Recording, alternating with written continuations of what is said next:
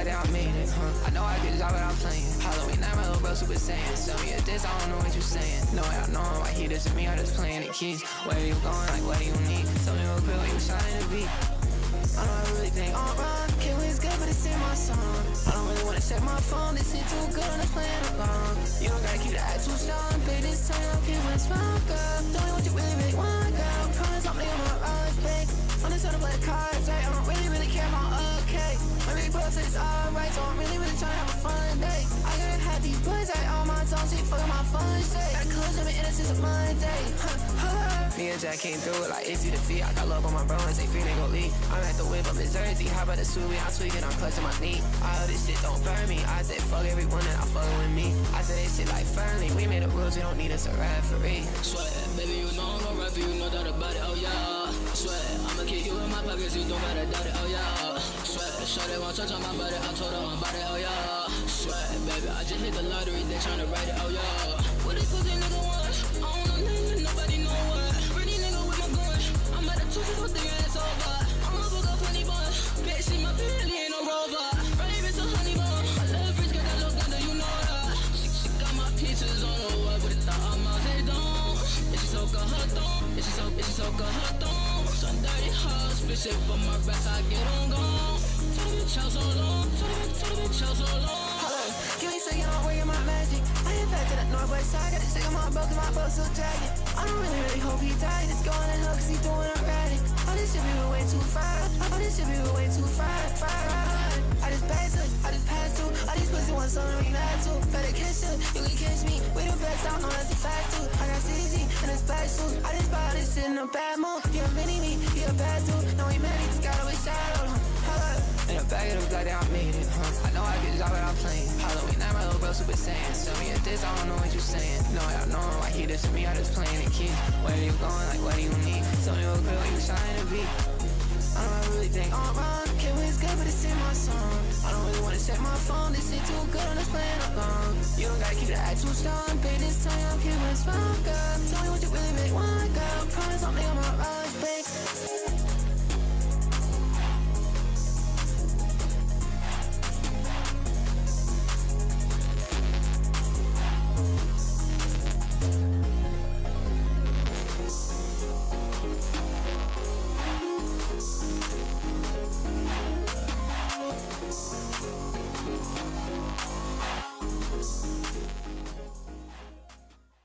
And it's 2K just for the back, little bitch, you can't even get a fragment. I gotta wipe my step, gotta set my pants so this shit gets static. And I gotta go take me a step back, cause I was scared of attachment. In the back of the double, I chuck and went back and they take you on the map, but you bag it. We been this shit from the ground up, you getting that money for daddy. 2K pins in my pockets, I'm taking this shit when this shit get crappy. It's a holy one, you can just pick up the pieces from me like a caddy. I thought I told you something, you better watch your back when this shit gets natty. I spent a couple $100 on my 14 pants. Crawling through your wires like I was a handyman. Great car with Kubo blazers, feel like a fancy dude, I'm a fancy man. Watch so ever you move, observe this shit like I was busy camp. Speak on the dudes to get fried, speak on the dudes to get dirty, all I talk like it cry, I'm trying my best to work it, I need 30K of a hoodie, I'll take on the money and purchase it, Hey, nobody wanna listen to that shit cause they see it bizarre. Tell me what you need, what you really decide in life. Tell me what you need, take everything you learn and apply. I'm trying to teach you a lesson, you don't wanna learn, that's no problem, alright. No, I'm not going for a second, I'm taking my life and I'm going despite all my losses. I tell you ill and see that I'm good, I'm alright. Look like the ocean water, I'm making my way when it's good, when it time's right. And if you wanna get to that money, then you gotta get your mind right. And if you wanna get to that money, then you gotta get your mind right. I get through this thing, I'm way too stressed, I'm too pissed off. I gotta put out a 6 right now, cause I just can't take this car. I think she hate my guts, don't wanna respond, I think she feel like tell me when on yellow, all I do is ball. It just take one call, gotta get my check. I've been scared to cry, cheating me up in a party, I don't want sex. But I'm with too many cycles, I just been praying on my ass, I'm way too blessed. But I'm with too many cycles, I just been praying on my ass, I'm way too blessed. Hold up, tell me what you, tell me what you, tell me why. Hold up, tell me what you, bow, yeah. And it's 2K just for the back, little bitch, you can't even get a fragment. I gotta wipe my step, gotta set my pants so this shit gets static. And I gotta go take me a step back, cause I was scared of attachment. In the back of the double, I chuck and went back and they take on the map, but you bag it. We been this shit from the You getting that money for daddy. 2K pins in my pockets, I'm taking this shit when this shit get crappy. It's a holy one. You could just pick up the pieces for me like a caddy. I thought I told you so. You been a ride so bad when this shit get chatty.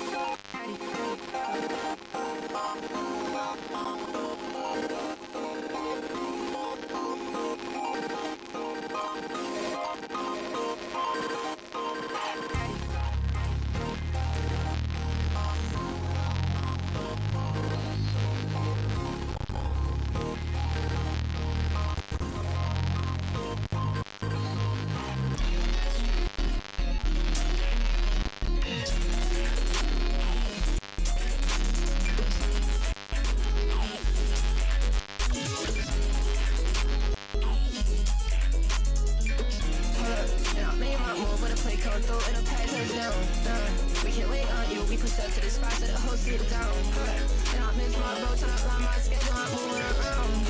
Until 2 days long, tryna make myself, tryna find my ground.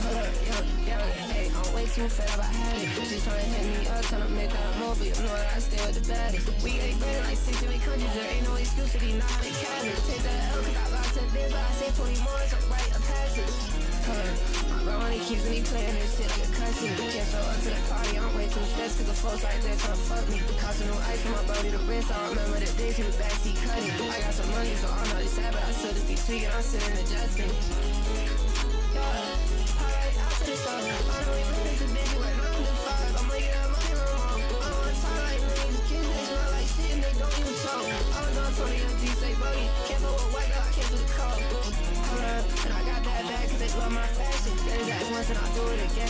Who was that third, I'ma see his reaction. Brody just got it, just found it, he's tweaking, he's slugging, he's shit in their blasting. I don't want you, but I love that bro.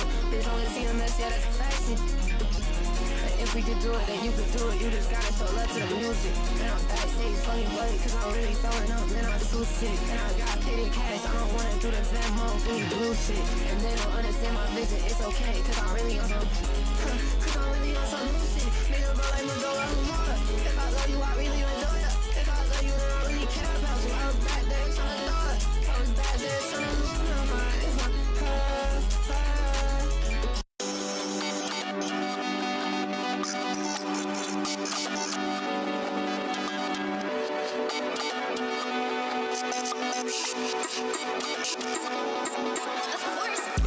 If you know what I mean, got me hard, goes on there with no cleats. And the beat too groovy, I'm hitting my feet. You can be for the wall, you ain't fucking with me. I do my thing, I'm cool and I'm chillin'. The dot on my head, I was looking like killing. Smoke too much, my head still spinning. Tryna make my own car, tryna make me a killing.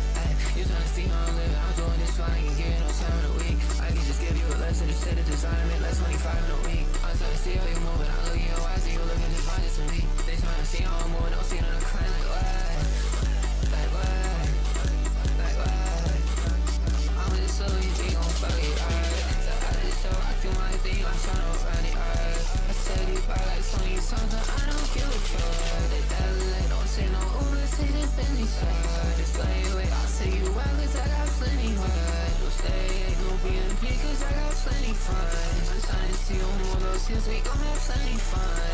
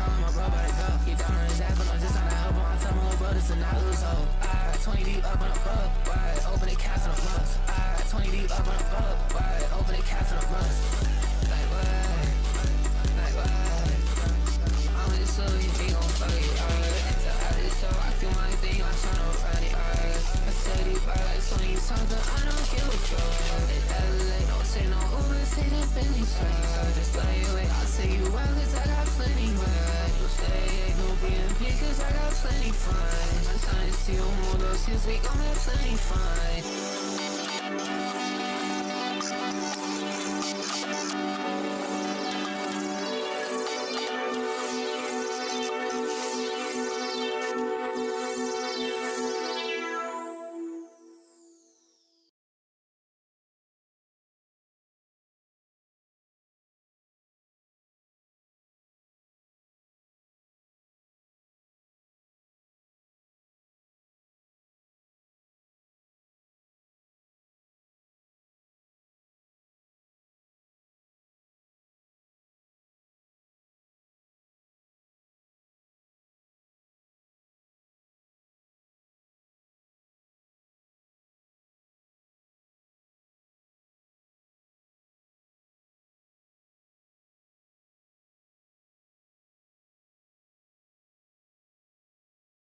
Alright, I knew if I went straight into it, there'd be something fucked up with it. Alright, what's up? We're back. We're back to fun reading time. Um, we're back on, Bell Hooks, teaching to transgress. Um, she's saying a lot to be said. Because it's never easy to do these things. It's never easy to institute change, that needs to institute itself. It's very easy to change. It's not so easy to institute change. And so, like she has this sort of dialogue with herself, which is a very dramatic way of saying like, she's alone. So it's not enough to say that she's alone. It's more like experiencing. It's more like she's experiencing loneliness, there's something profoundly psychological that she feels contributes to like the learning process, where this sort of loneliness begins to cheapen the content of what's being taught.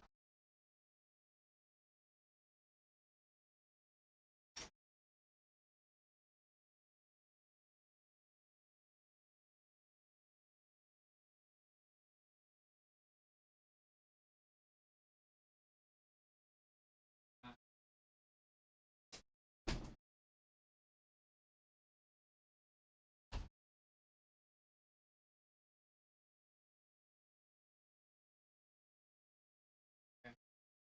Can we set up a doggo cam? You got a doggo cam?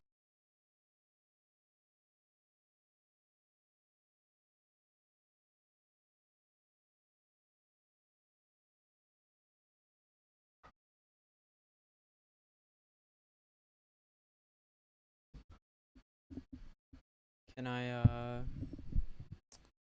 coach? Can we get another cam on that?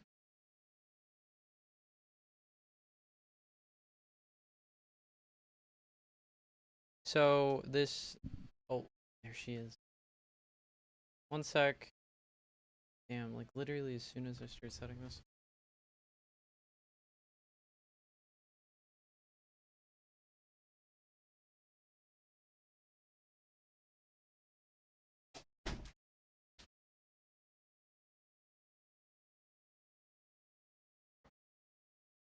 Okay, well, that was pretty short-lived.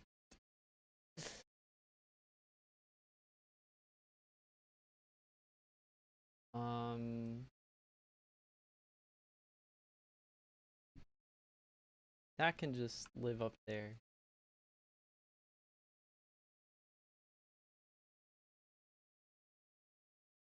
Okay. Anyways,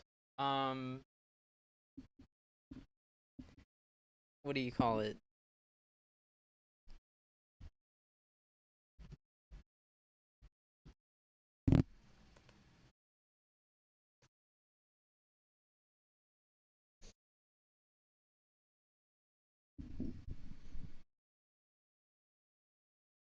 They're posting cat gifs.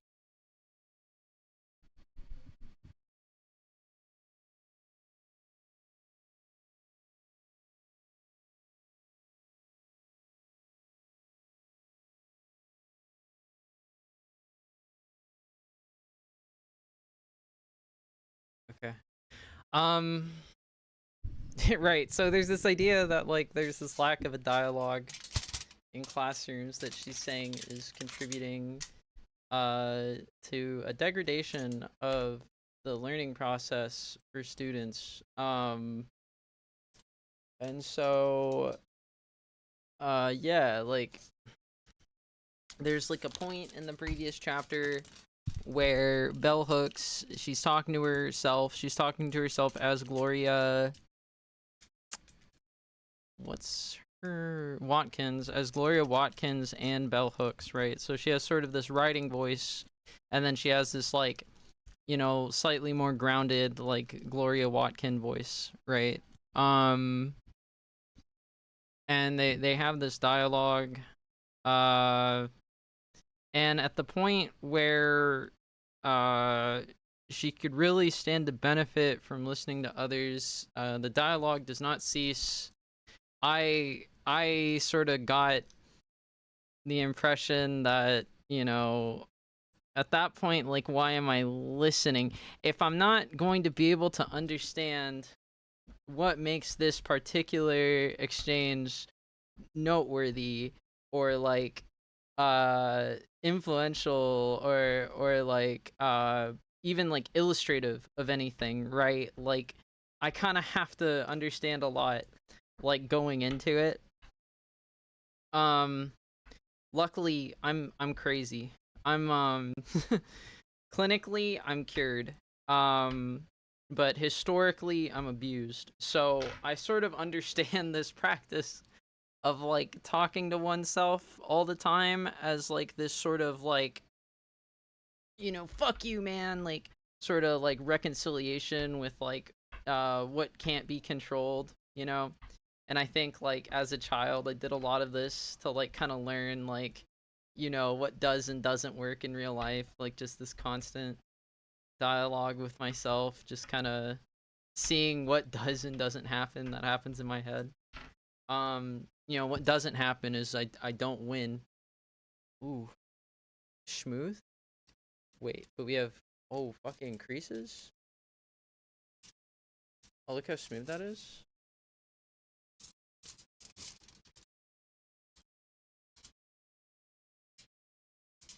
Anyways, what happens is I don't win. I'm not suddenly liberated from these social forces that have been imparted upon my peers. And there's no way for me to engage with my peers on a level that makes it so that I can kind of like introduce myself to the greater canon of life, because I want to be an original. I want to be I want to be out there. I've been wanting to be out there since like forever. This life is a lie. This world is an illusion, exile. This life is like a type of lie. In which you're led to believe that you're not here on Earth, that your value is nothing, and that you have no power over yourself or the future. So you should just act like something that does have power over yourself in the future, which just isn't true. It's just not a reflection of critical thinking or like sensory awareness. And so like, ooh, a little more crinkled than I thought. And so like, you kind of grow up with this like lie, and whether or not you know it's a lie can change a lot about a person. I always thought I stood to benefit from being able to recognize these incongruities between what is true and what is being felt and expressed. And I guess growing up, I felt and perceived, I received a whole lot of sad adults feeling disconnected from the world, which had a rather profound effect on me.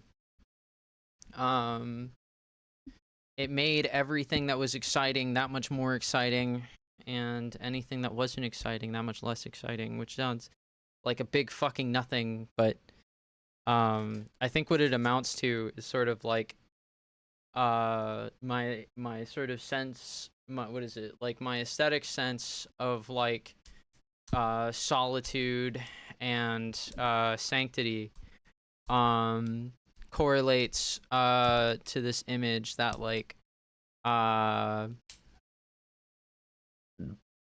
demands interactions with like bureaucracy and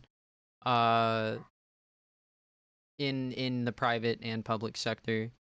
I really be loving that process. I really do be loving that process. But no, that means like, what isn't exciting is like might just be like the most relaxing thing to you, because you're like, oh well, finally, like something's like so inconsequential, or like something is about to like lead to nothing or something like that. I don't know.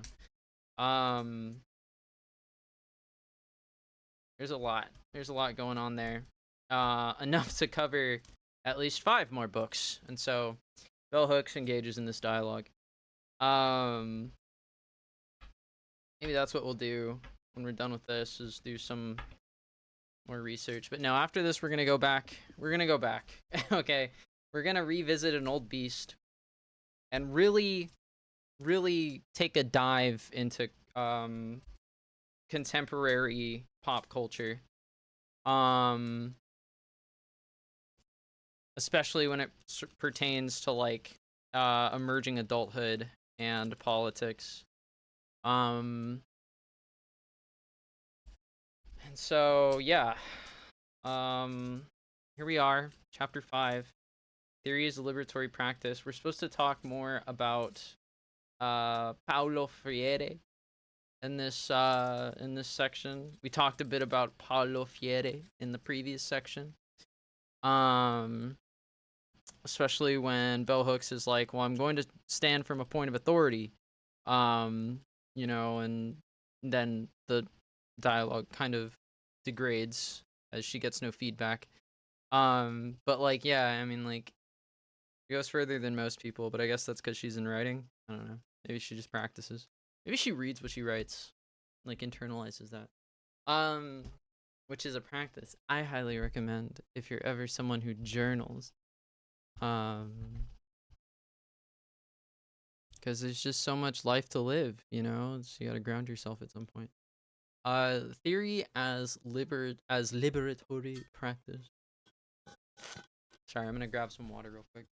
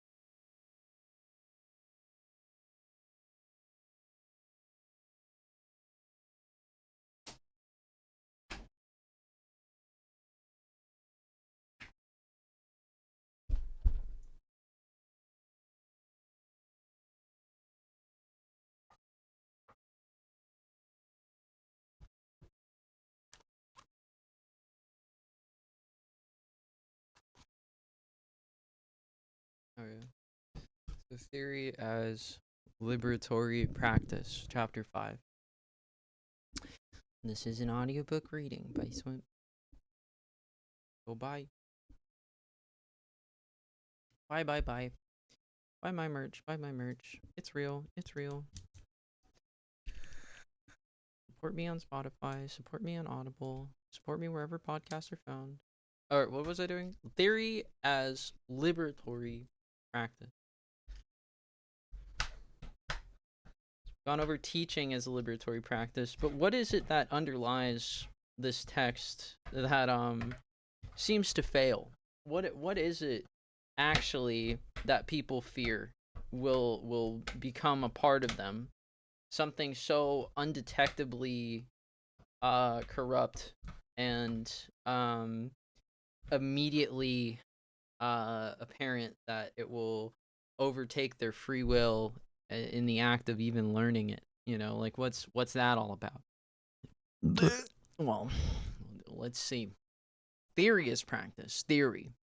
Before something exists, you know, theory versus practical. We're thinking of theory as this word that is the precognition, the planning, the inspiration to have an idea, the root of these sort of moments of synthesis, right? This is, if something's being created, underlying it is some kind of theory. And we understand these theories to various degrees, to varying degrees. And that has a lot to do with time and money, which is a means of controlling people. So what is this? Theory as liberatory practice. This is chapter 5 of Teaching to Transgress by Bell Hooks. I came to theory because I was hurting. The pain within me was so intense that I could not go on living. Oh, where's the eye tracker?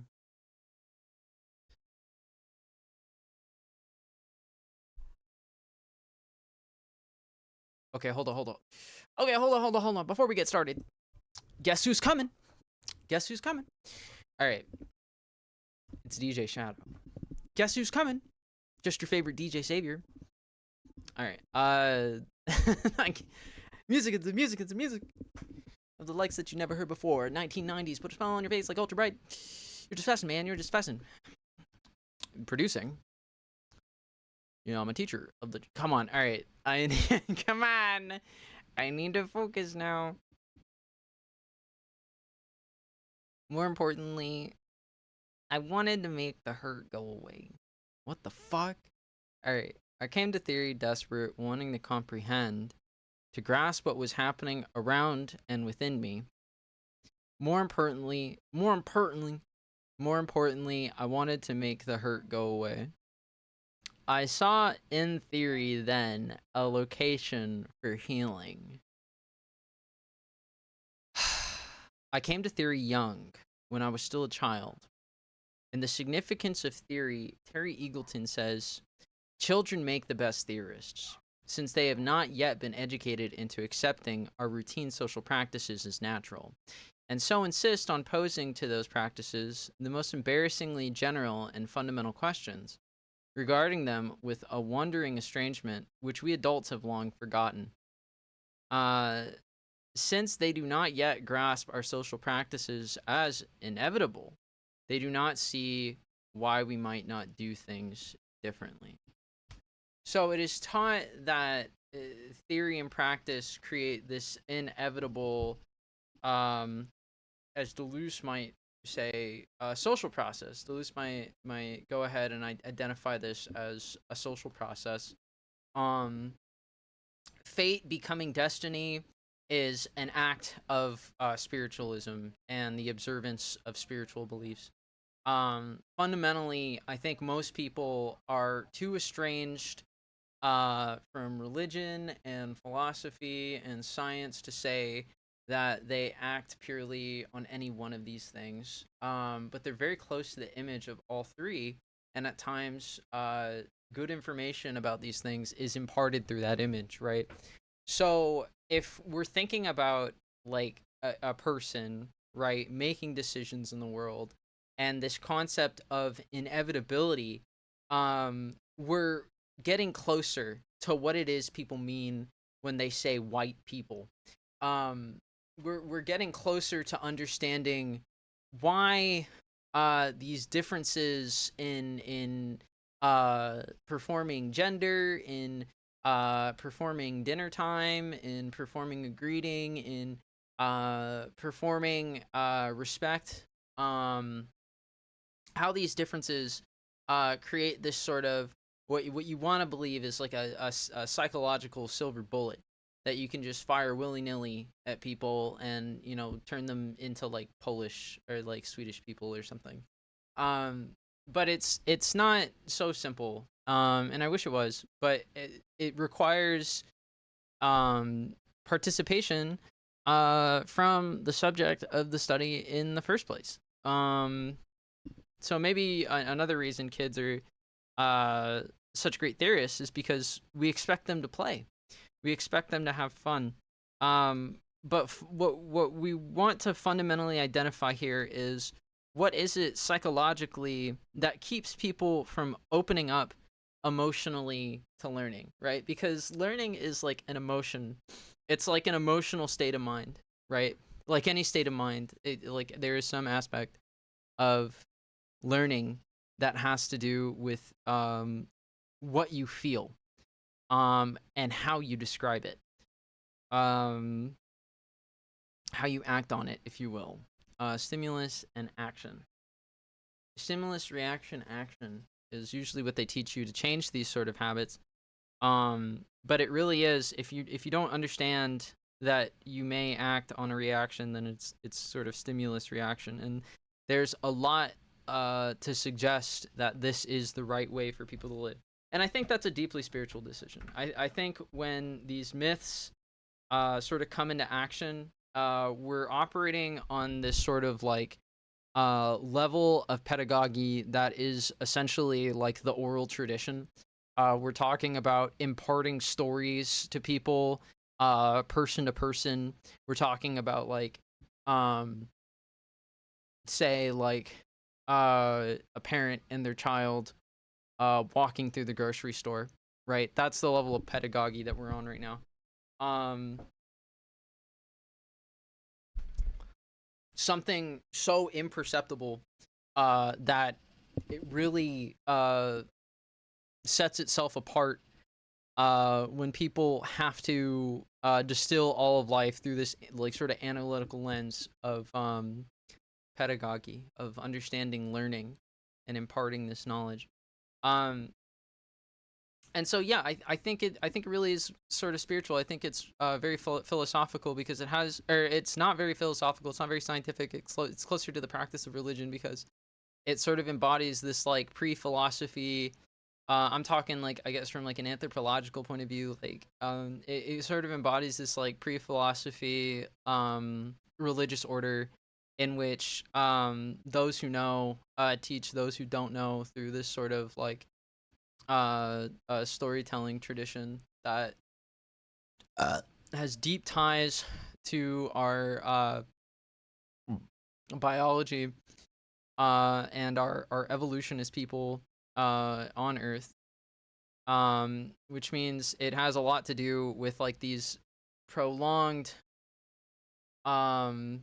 parental exposure periods that we're used to as descendants of apes, and sort of like the presence, the free presence of like community that we learned from being that we evolved from being like nomads, and from coming from like apes that practice like communal feeding and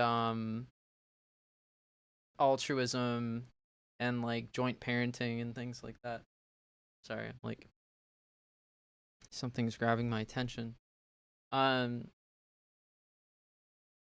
let's wait on this for now. And so like it's really profound to say like that children are better philosophers because they don't grasp that these things become inevitable, because there is like a serious concerted effort to like understand how to convince as many people as possible that myth should become action. And I think I think it contributes greatly to like our understanding of like hierarchy, which contributes greatly to our understanding of like private property. So I think it would be safe to say that at some point during our development, we're kind of exposed to this sort of scientific learning process in which we are immersed in environments and taught about our environments in a way that immerses us in these virtual worlds where everything is recognized as being privately owned and managed, and we sort of negotiate amongst ourselves what we're willing to accept, giving up to a social contract in order to maintain social order. And obviously, if we're talking about experimental variables here, you're kind of looking at like facts about the past. You're looking at like a nomic sort of situation here,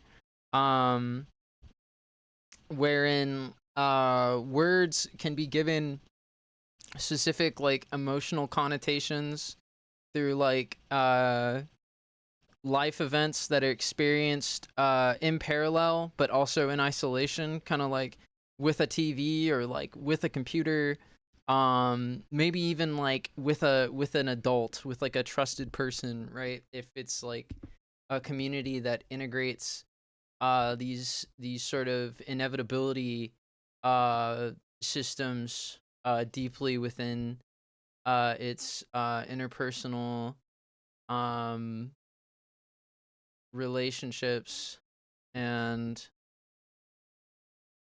activities, adding some sense of maybe interdependence even to the community based on these myth made sort of like spiritual practices, right? And I think that makes a lot of sense for Bell Hooks to point out because this is a very personal book for her.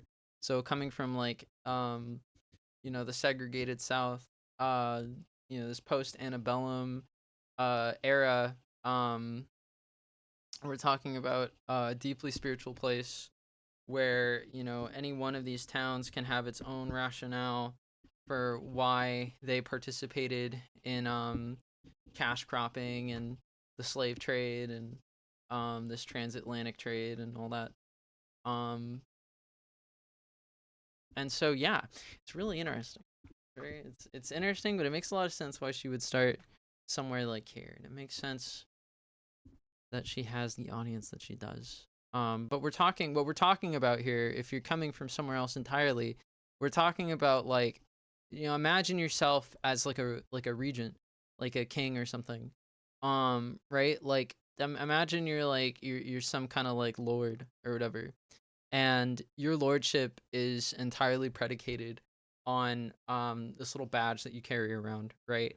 We're trying to understand why like this figurative badge doesn't necessarily make it all the way around the community. Like where's the badge going like when it's supposed to go to the teacher? Where's the badge going when it's supposed to go to the parent? Where's the badge going when it's going to like, this person or this person's friends? Like what's happening with this authority that we understand, but it's more than authority, right? So it's this sort of badge in this metaphor. Um and so we're gonna think a lot about like what happens when things just sort of stop. What happens when things stop giving feedback, and what are people meant to do in this sort of situation, right? Because it's sort of the best way to kind of handle this in a like totalistic way in its totality is to completely secede, just reseed and withhold any sort of interaction to understand what happens when nothing happens, and then sort of proceed in this scientific way that we've all kind of like learned at some point, um, one way or another. Uh, which I don't think has been going too well. I think has been getting worse, and I think the sort of secession that we experienced today has a lot more to do with um this addictive media that kind of exists everywhere now. Touchscreens are just horrible for humanity. Touchscreens are like the poison apple that will destroy us if we never choose to regulate or identify them as like problematic technology. Um, the finger touching and the scrolling and all that stuff, it's bad for you. It's real bad for you. Yeah. So whenever I tried in childhood to compel folks around me to do things differently, to look at the world differently, using theory as intervention as a way to challenge the status quo, I was punished. Here we go. I remember trying to explain at a very young age to Mama why I thought it was highly inappropriate for Daddy, this man who hardly spoke to me, to have the right to discipline me, to punish me physically with whippings. Her response was to suggest I was losing my mind and in need of more frequent punishment. Oh, man, I'm gonna take a vitamin, sorry.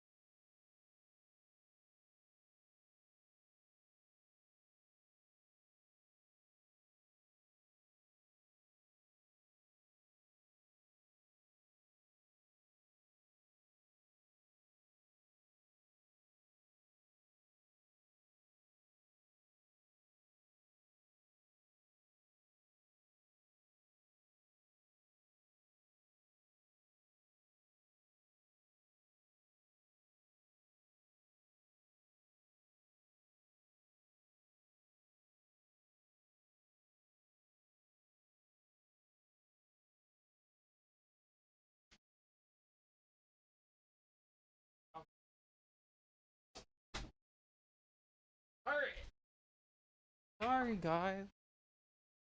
I'm sorry, okay? I got distracted. Shit. Fucking punish me for it.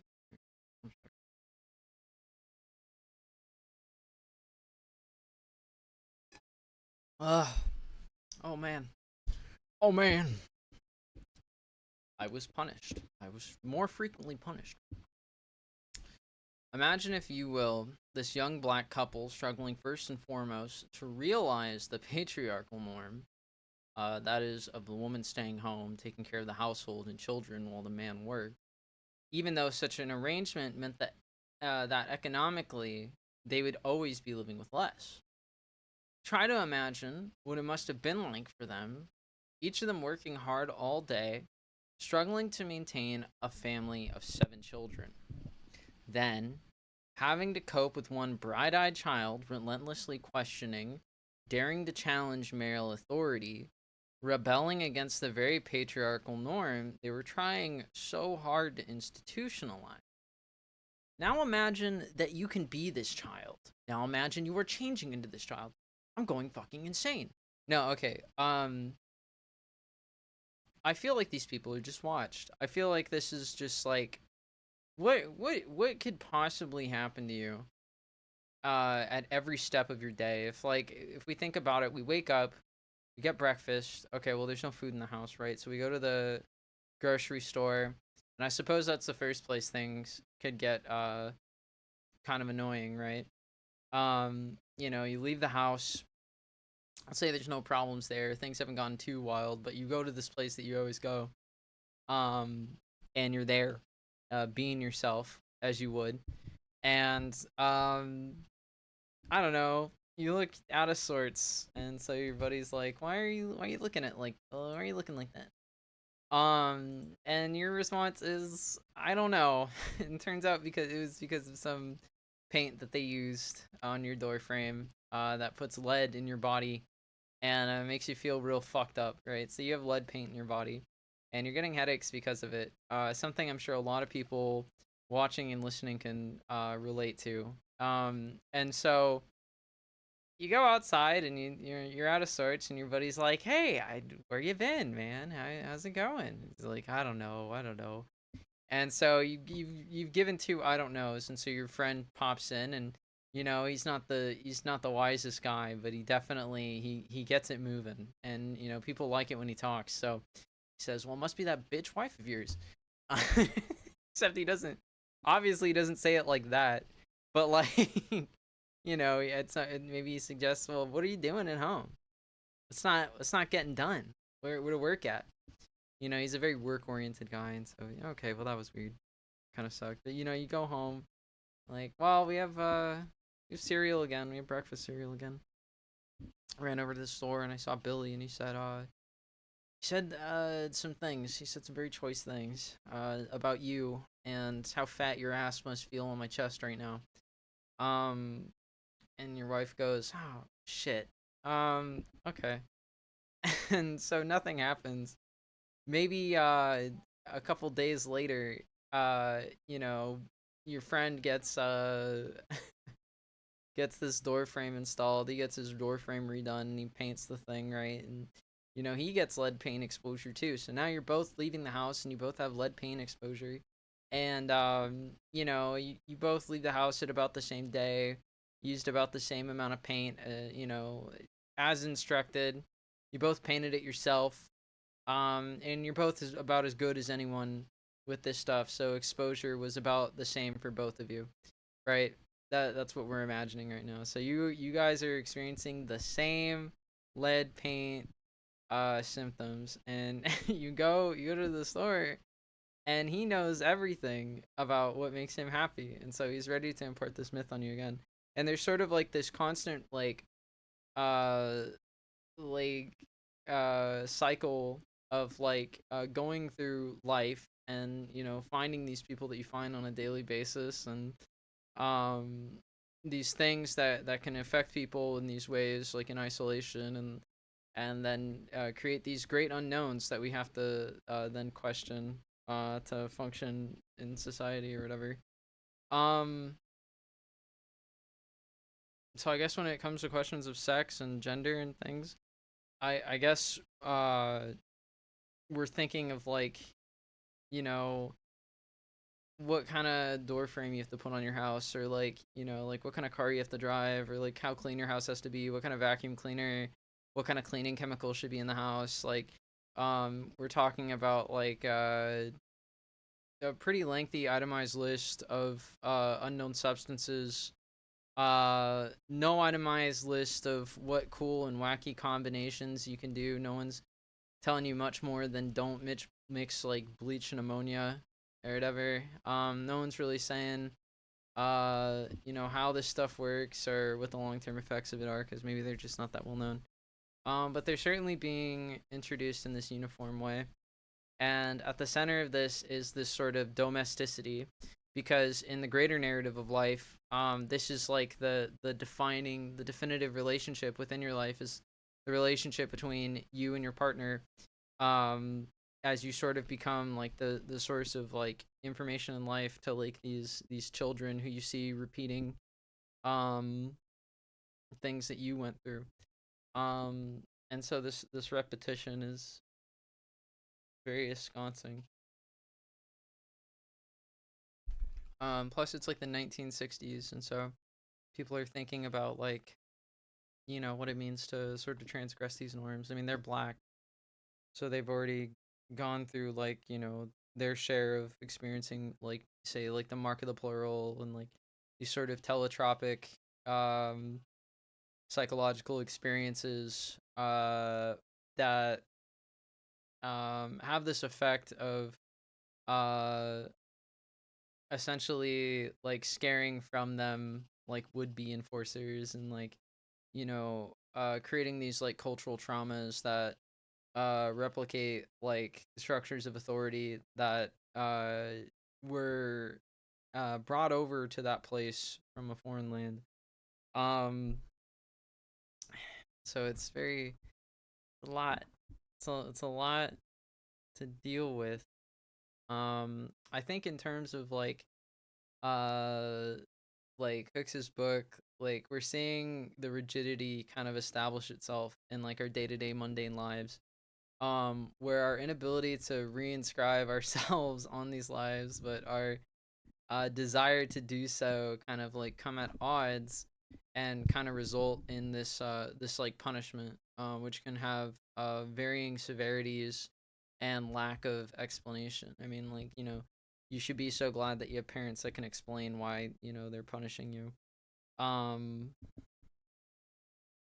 yeah, it's kind of it's a lot. It's a lot. But yeah, let's continue. Enough of that rambling. Maybe I should just take larger bites. Let's see. It must have seemed to them. Write that down. It must have seemed to them that some monster had appeared in the midst, in the shape and body of a child, a demonic little figure who threatened to subvert and undermine all that they were seeking to build. No wonder that their response was to repress, contain, punish. No wonder Mama would say to me now and then, exasperated, frustrated, "I don't know where I got you from, but I sure wish I could give you back." Imagine that, if you will, my childhood pain. Really, I did not feel truly connected to these strange people, to these familial folks, uh, who could not only fail to grasp my worldview, uh, who just simply didn't want to hear it.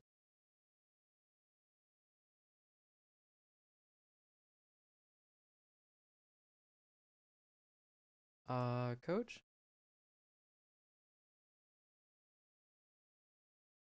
Muslim Sasuke?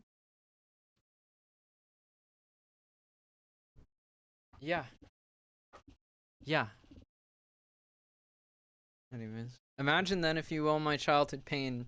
I did not feel truly connected to these strange people, to these familial folks who could not only fail to grasp my worldview, but who just simply did not want to hear it. As a child, I didn't know where I had come from, and when I was not desperately seeking to prolong this family community that never seemed to accept or want me, uh, And when I was not desperately seeking to belong to this family community that never seemed to accept or want me, I was desperately trying to discover the place of my belonging. I was desperately trying to find my way home. Aww. How I envied Dorothy, her journey in The Wizard of Oz, that she could travel to her worst fears and nightmares, only to find at the end that there is no place like home. Living in childhood without a sense of home, I found a place of sanctuary in theorizing and making sense out of what was happening. I found a place where I could imagine possible futures, a place where life could be lived differently. This lived experience of critical thinking, of reflection and analysis, because a place where I worked at explaining the hurt and making it go away. What? This lived experience of critical thinking, of reflection and analysis. This lived. This lived? I found a place where I could imagine possible futures, a place where I could be lived differently. This lived experience of critical thinking, of reflection and analysis, because a place where I worked at explaining the hurt and making it go away. What am I what am I missing? What am I missing?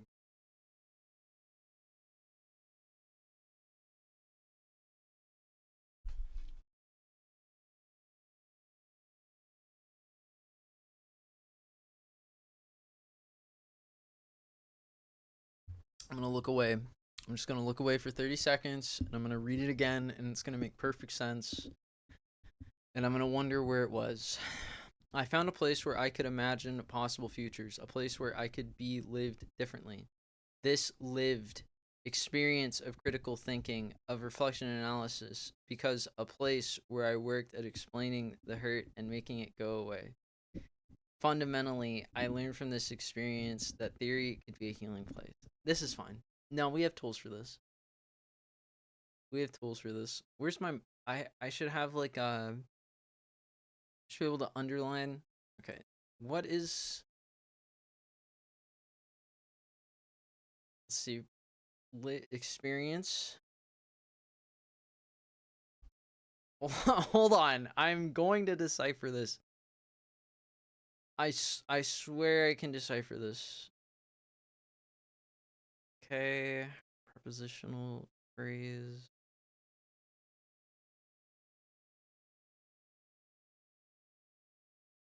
I swear there's no verb. What's am I going nuts? Am I going crazy?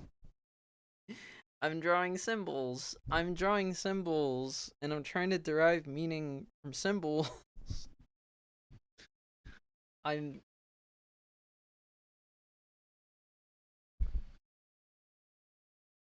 okay. Okay. I'm going to propose something to you.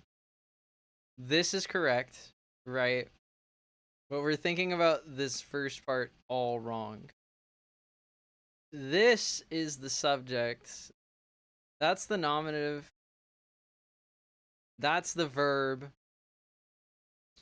And that is the objective noun. How do they call it? It's not the direct object. The indirect object. This lived experience. Because the place where I worked at explaining the hurt and making it going away. Making it go away. Because a place where I worked. Okay, hold on. Because a place where I worked at explaining the hurt and making it go away. Okay.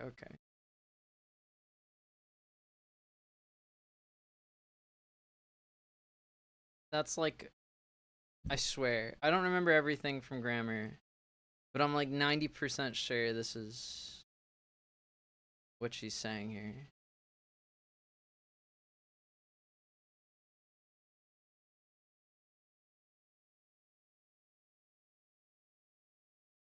Sure. This lived experience because a place where I worked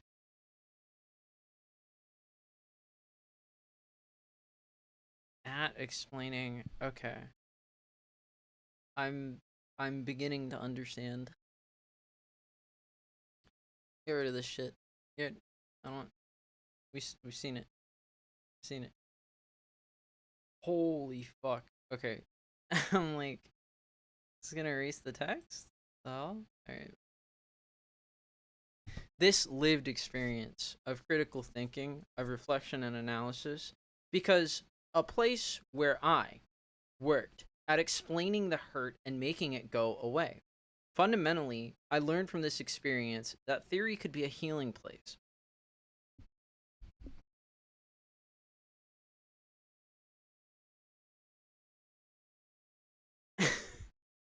Bruh, what the hell?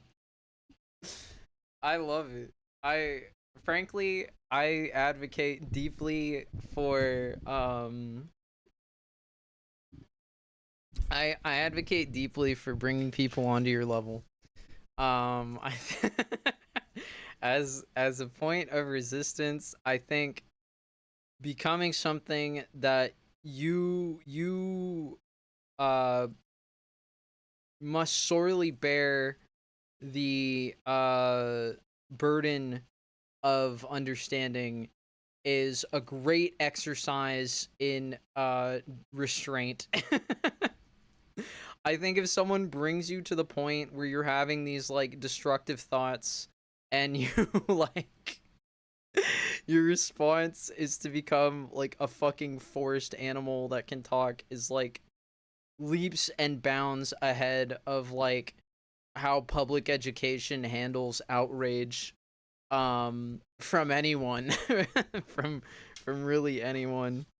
um there's something profound about existing in this place that I feel as though she's touched on before in the book, but maybe deserves more articulation on its own. um I'm sensing this coming from this sort of section. Is that what I said? I'm feeling it. I'm definitely feeling it here. Oh man, the vitamins are kicking in. Oh fuck. Oh. Oh. Holy shit, the vitamins are kicking in. All right.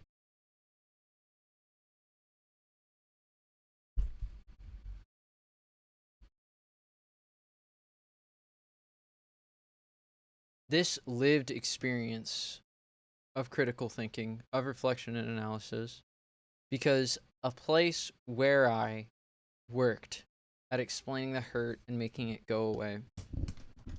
I don't think it should be controversial to say that private property psychically distorts people's understanding of calmness and like stillness.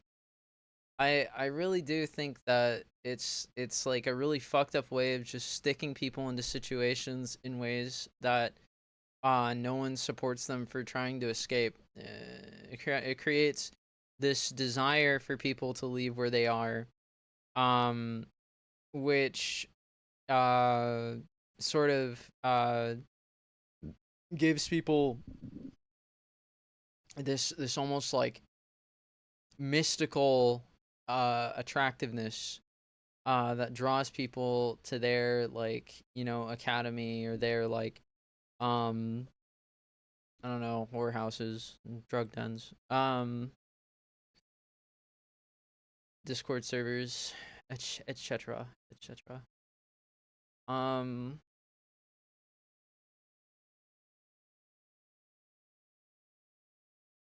Sorry, I noticed something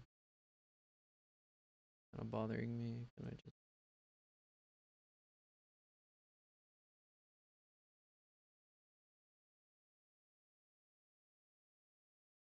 Do you like to watch? Do you? Have you been watching? Do you like it? Um, yeah. So, okay, like, okay, okay. Um, Fundamentally, I learned from this experience that theory could be a healing place.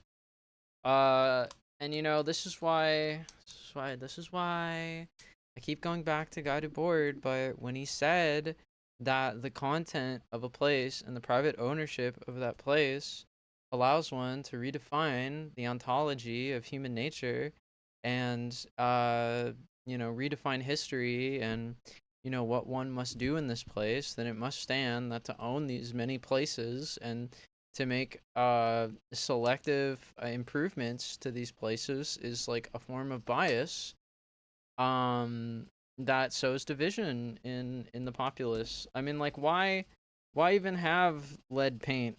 Why the fuck would you paint certain houses with lead paint knowing that black people are going to live there? Why would you, like, advertise video games if you know they're fucking addictive to people who, like, I don't know, like, just started a family or something? Like, what is it about, like, having the right to, like, say this thing the loudest in the way that's the most accessible, that's worth so much money? And it really is just like some lab rat shit. It's just trying to turn people into something terrible out of Macbeth. um and it's ridiculous. It's absolutely ridiculous.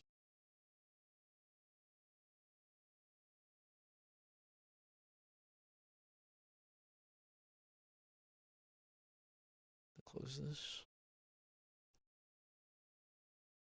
Psychoanalyst Alice Miller lets you know in her introduction to the book Prisoners of Childhood that it was her own personal struggle to recover from the wounds of childhood that led her to rethink and theorize anew prevailing social and critical thought about the meaning of childhood pain, of child abuse. In her adult life, through her practice, she experienced theory as a healing place. Significantly, she had to imagine herself in the space of childhood to look again from that perspective, to remember crucial information, answers to questions which had gone unanswered throughout her study of philosophy and psychoanalysis. Because they expect you, they're like, this is what we'll do. We'll make it a memory test, and we'll just get a bunch of fucking brain geniuses here. And then go,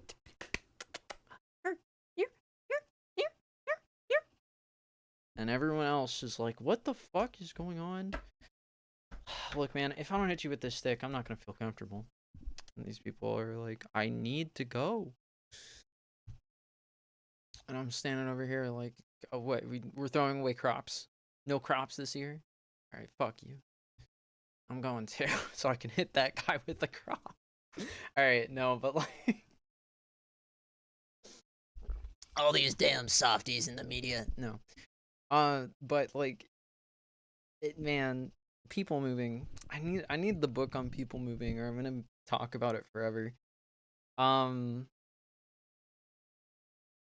Significantly, she had to imagine herself in the space of childhood to look again from the perspective to remember crucial information, answers to questions which had gone unanswered throughout her study of philosophy and psychoanalysis.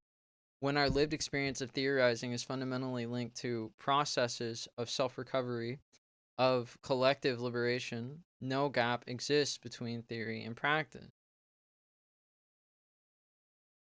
Indeed, what such experience makes more evident is the bond between the two, that ultimately reciprocal process wherein one enables the other. This is very important. Read this, know this, remember this. If there's anything that you want to get out of this chapter, that has to be it. That's it right there. And I'm gonna write this down word for word in my notebook because I think that quote is so important. When our lived experiences of theorizing is fundamentally linked to processes of self recovery, of collective liberation, no gap exists between theory and practice. Indeed, what such experience makes more evident is the bond between the two, that ultimately reciprocal process wherein one enables the other. That is so powerful. That is so powerful, dude. Let's just take a moment.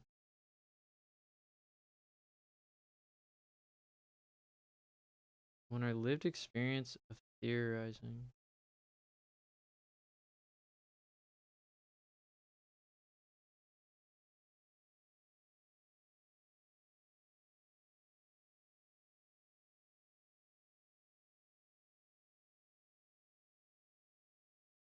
relies on being intangibly linked to when our lived experience of theorizing relies on being intangibly linked to processes of self-recovery, of collective liberation, uh no gap exists between theory and practice. The gap between theory and practice is fatal. Indeed, what such experience makes more evident is the bond between twos, the ultimately reciprocal process wherein one enables the other, such as thought and creativity. Um, social openness, lack of anxiety. When I lived, what does she say exactly though? Is fundamentally, now this is the trick, right? You nod and you say, "No, you're very right, mister." You nod and you say, "Oh, you're very right. You're very right." And then everyone behind you does the same thing, and you can say, "Look at such destruction that I've sowed. Can you say that I do not deserve a place at the foot of the throne of all that is hell and undoing?"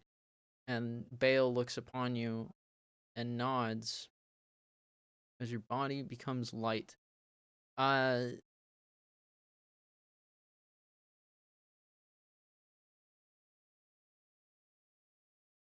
self-recovery. Damn.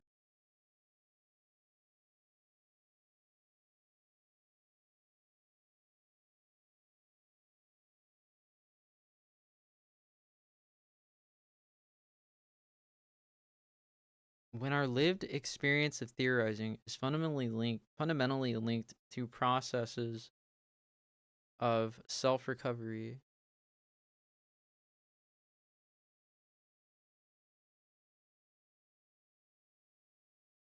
of collective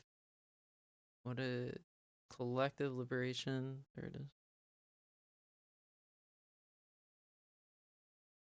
Of collective liberation of theory and analysis. What is it? No gap exists between theory and practice.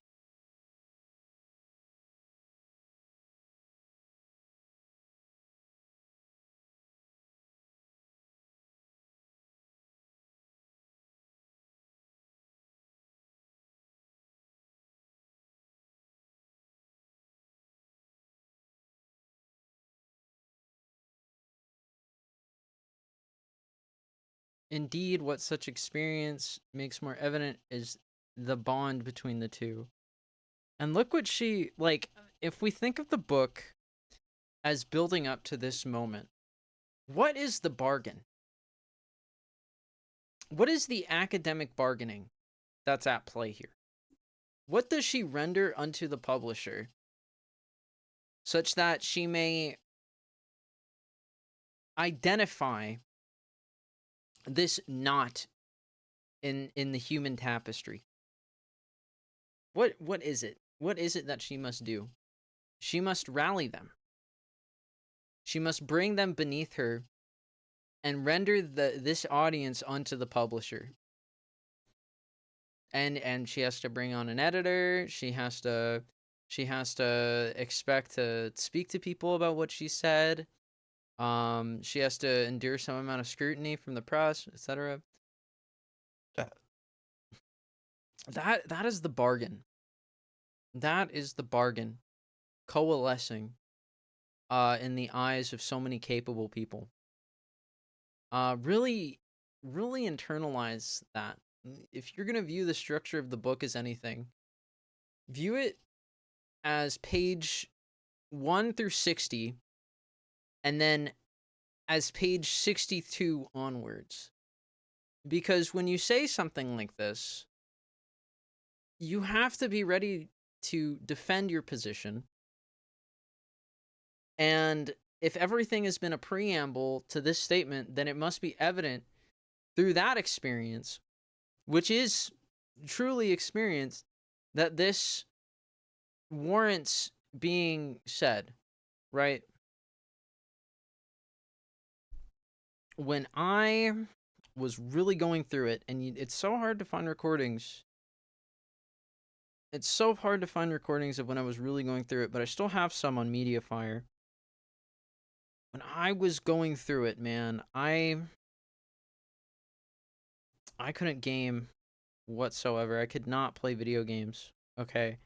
And I will say it once, I'll say it again.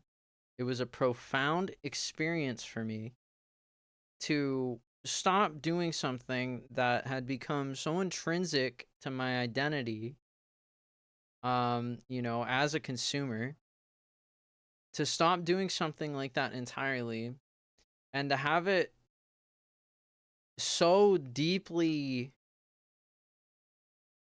and for it to be something that was so deeply ingrained in like my focus and my feelings and my associations between different abstract thoughts, to have these deeply rooted brain processes loosened to essentially allow for new habits to take place, I asked myself, where is the voice of God? And I told myself, I prayed to myself, it's in a book. Because I was so tired of being like left out of it. And I said it was in a book. And reading's like up there for me now. Okay. She's saying some serious shit here. Some real, this is the juice.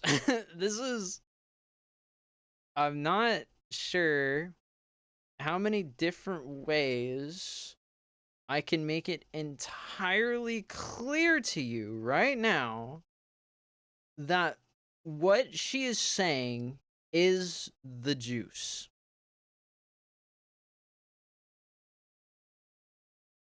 But it is not without consequences, and it is certainly not without conditions. It is by no means a silver bullet or even a sound path forward for the liberation, the decolonization of people, right?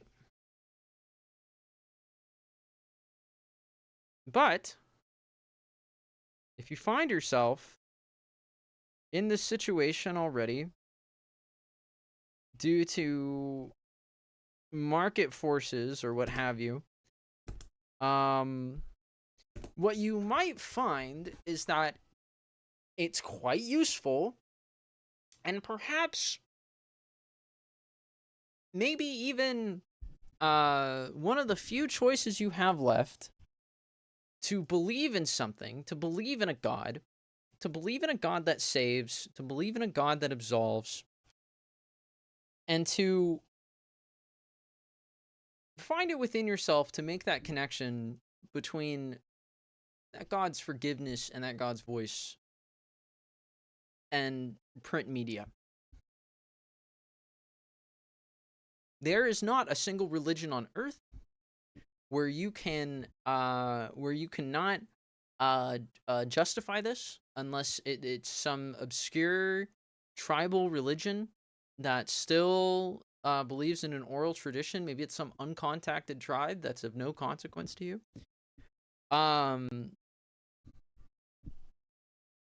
It's in a book. It's always in a book. Everything's always in a book. Okay? You can get lost in a book. You can lose people in a book. Okay? Word is deep. Okay? I'm saying that if you find yourself to be a prisoner of this world,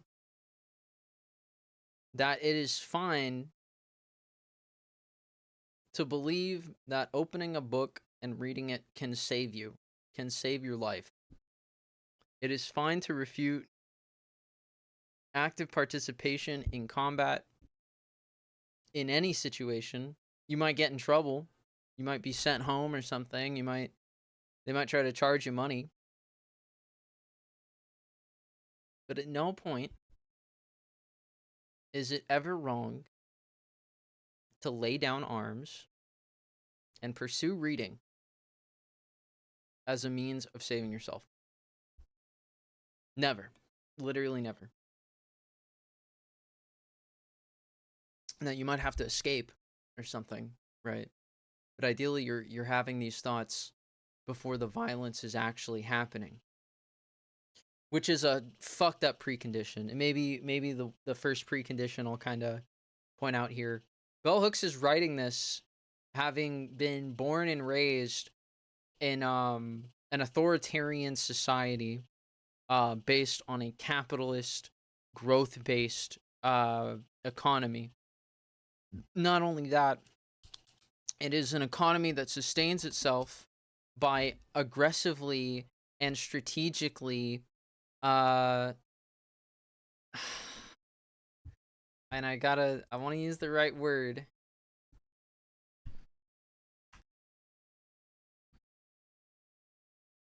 Come on.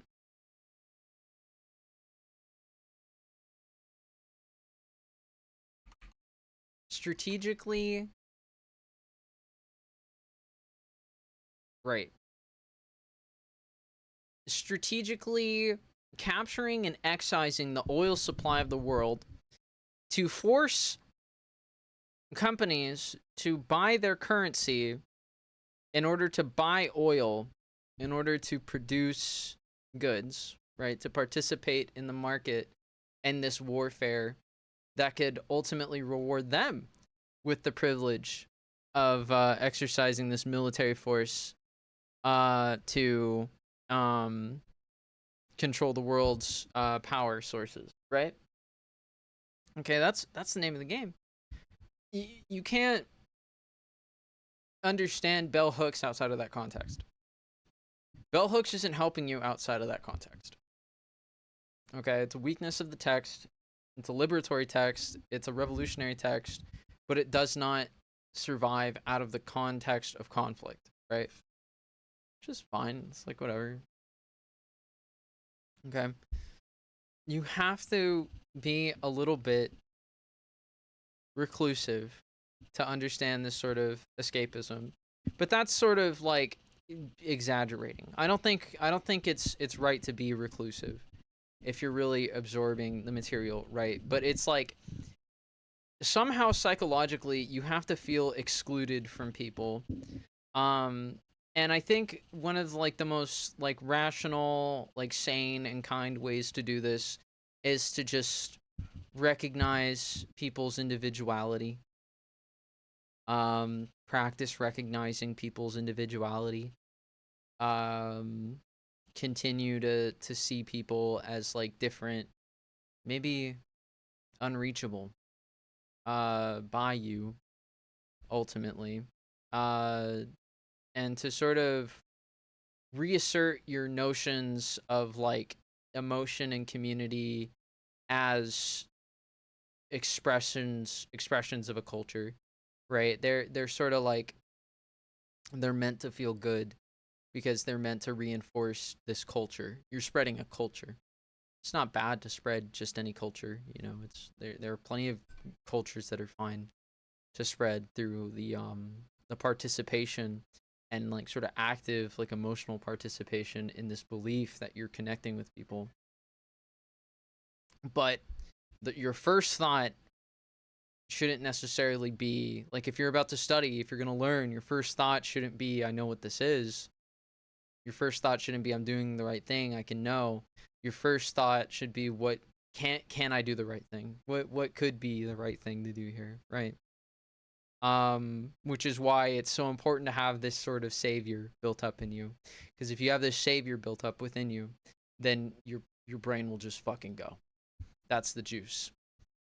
Yeah, like bell hooks is kept from me. That's it's pretty high up there. I like it. I like this book a lot.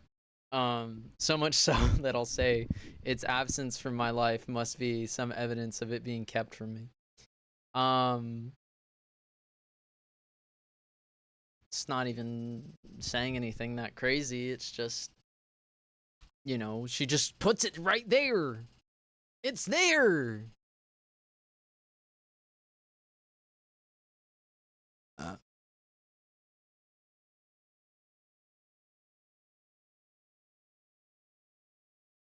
Those who do not know will have sex while age regressing. I'll just tell you that much right now. It's a filter. For what, you might ask? Well, a profound cadre of individuals who would challenge reality. All right.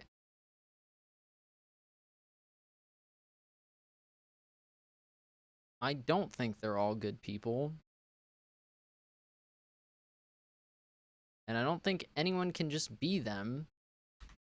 But I think you can decide to learn from these people. And maybe one day, when life is challenging, you may find yourself saved by these people's presence in your life. But let me tell you this. If it ever became a sex thing, they failed miserably. If it ever became a romance thing, well, that demands a serious inspection of what these people's values are in a relationship. Because a lot of people see a relationship and sex being very intrinsically linked, which I think is sus as hell and keeps you from engaging in these kinds of practices.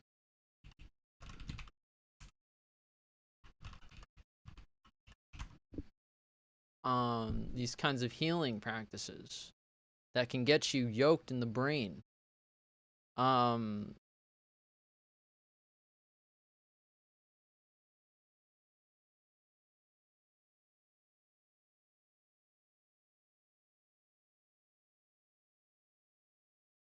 But you may find yourself saved one day. You may find yourself saved one day. It is not you who leave. You are at the behest of greater forces. All right. It is God who is above all.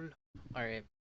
When our lived experience of theorizing is fundamentally linked to processes of self-recovery, to collective liberation, no gap exists between theory and practice. Indeed, what such experience makes more evident is the bond between the two, that ultimately reciprocal process wherein one enables the other. And we are talking about learning and thinking. We are talking about learning and thinking. We're not talking about anything perverse. We haven't even left the academy. We haven't even talked about parenting. We never left the academy. You know, we never even. This isn't even Bell Hooks arguing with anyone. She's just like being her fucking self in the face of this prison world, that we become subjected to.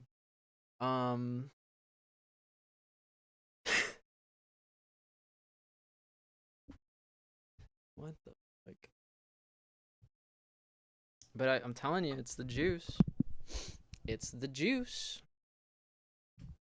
You might be weird, but you can at least say that you're learning.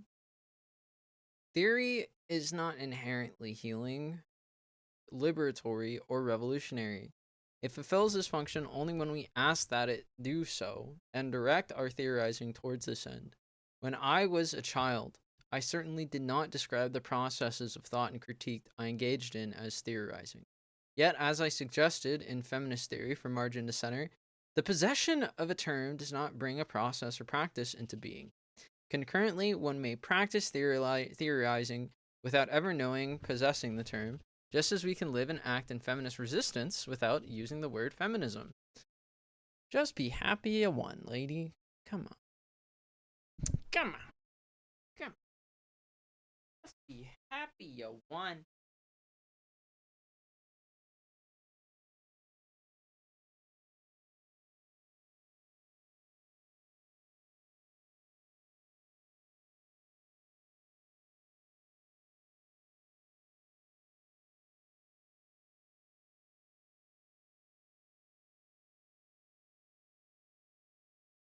I see hegemony. Alright.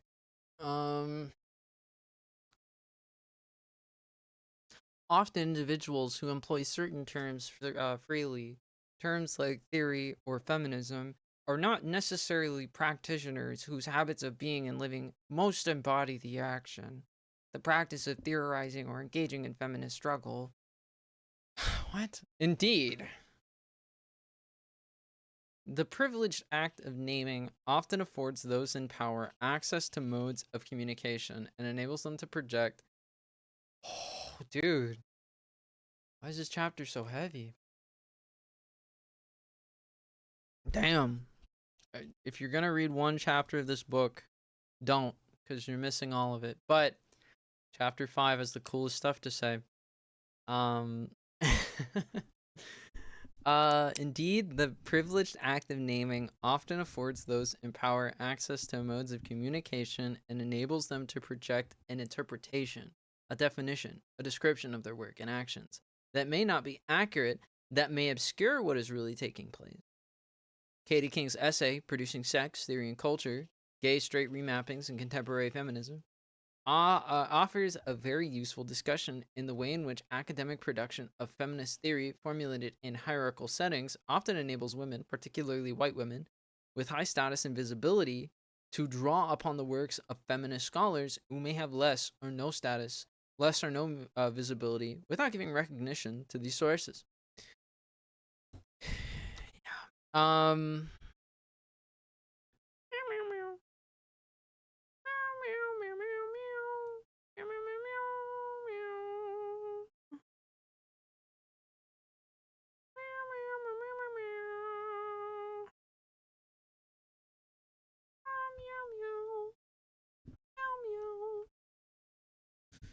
All right.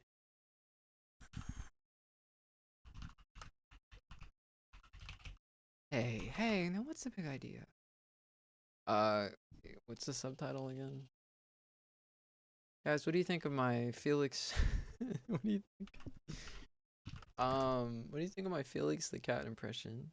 Hey, now what's a big idea? Hey, now what's a big idea? These cats aren't cats at all. They suck. They're a bunch of pigs. And I work, and I toil. I need it real, man.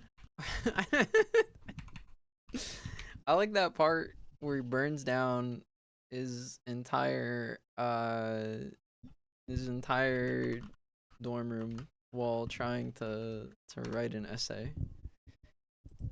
That's so like dangerously shallow and hilarious in a way that I think that work really tries to embody.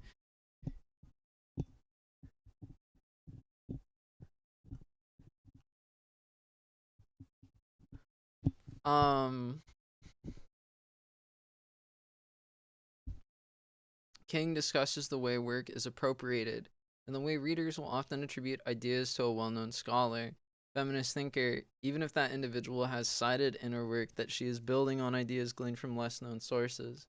Focusing particularly on the work of Chicana theorist Chela Sandoval, King states, Sandoval has been published only sporadically and eccentrically, yet her circulating unpublished manuscripts are much more cited and often appropriated, even while the range of her influence is rarely understood.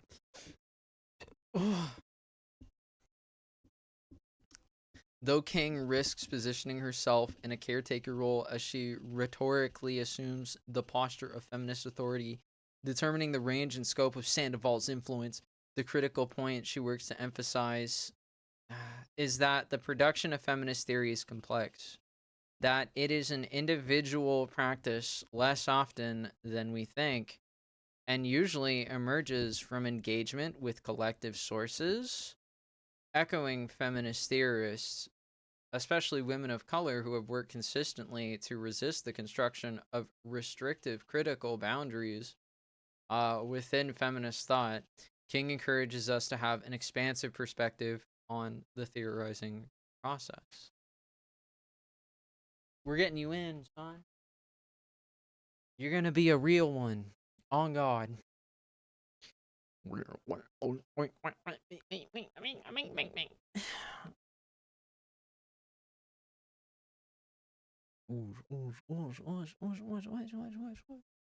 Nobody gonna sleep tonight.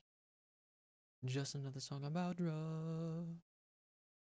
Critical reflection on contemporary production of feminist theory makes it apparent that the shift from early conceptualizations of feminist theory begins to occur, or at least becomes most obvious with the segregation and institutionalization of the feminist theorizing process in the academy, with the privileging of...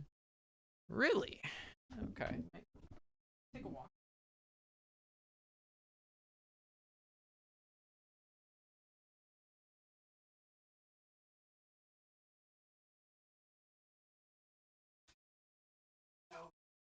And I...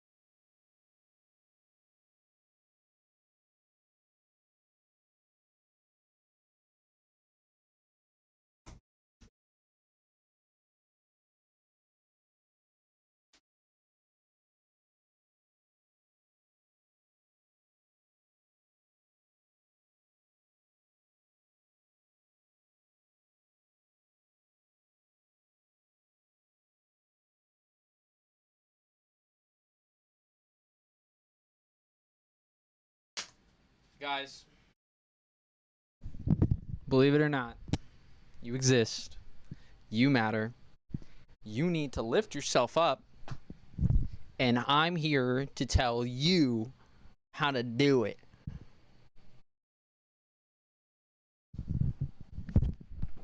The pinky is for the urethra. You'll usually find it about 5 inches off a man's body when he's ready. All right. Hold on.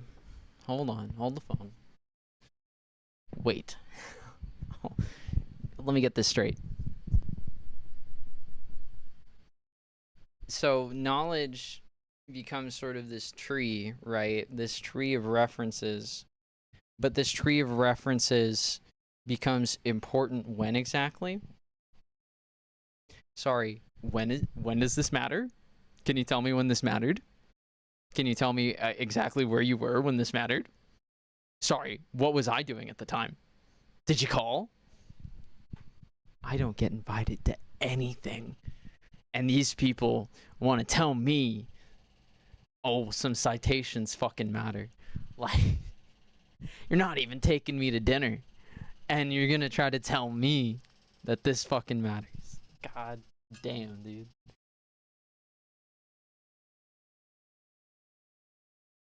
That's some bullshit. That is some bullshit. I don't want to imagine what these people do. I want to see what they do. You know, I don't really like getting that part wrong, because people get that part wrong about me, and they say I'm dangerous, which isn't untrue, but really doesn't make me different from anyone else. Yeah.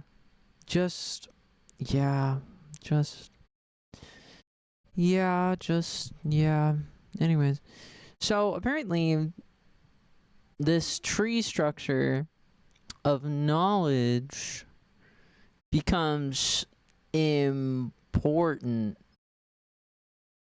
at some point in people's lives, I guess, because they don't get credit for things. But if you try to challenge that idea directly, it's very easy to cite scarcity issues. So I ask again, why people aren't being taught how to have the function if it's so goddamn important? Because apparently there's this problem with understanding what is happening at all in the world when people are not invited to the function. That's what we're getting at here. To make matters worse, you can spend about 8 years of your life to be able to legally talk about two things at kind of like a low level. If you spend 8 years of your life learning to talk about one thing at a high level, then you get to supersede people who had two problems instead of your one problem.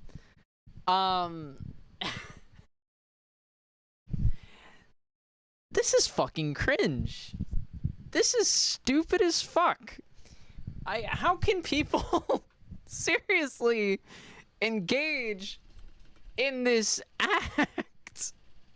I must be some different kind of asshole, okay? Because I see this and I don't even want to be there.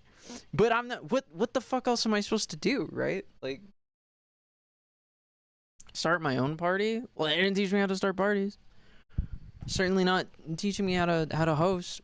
And as soon as I can do it, it's a matter of debate. As soon as I can do it, it's a matter of debate. It's it's this guy does it, and then this guy does it, and all of a sudden we're separated again, because people don't think of these roles as anything but exclusionary, because it's like what people are like subjected to.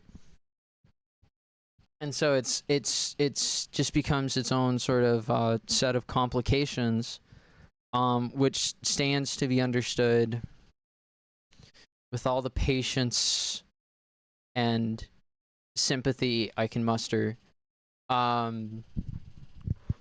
It stands to be understood. But we just talked about how, like, people are like selectively like segregated from places anyway. So I'm really wondering. Now I have to wonder why I'm doing it with you. No, but like that's the simple answer to that is you never fucking question it.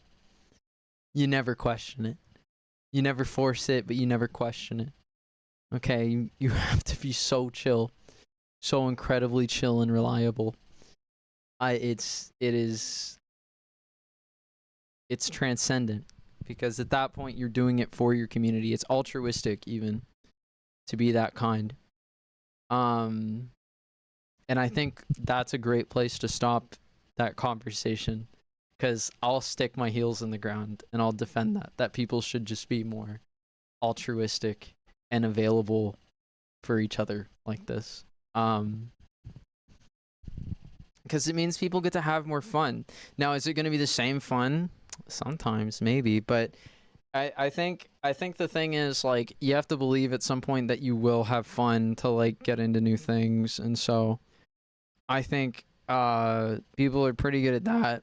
I think people are pretty good at that. It's just there's so many options out there. It's like, no one's really focusing on one place.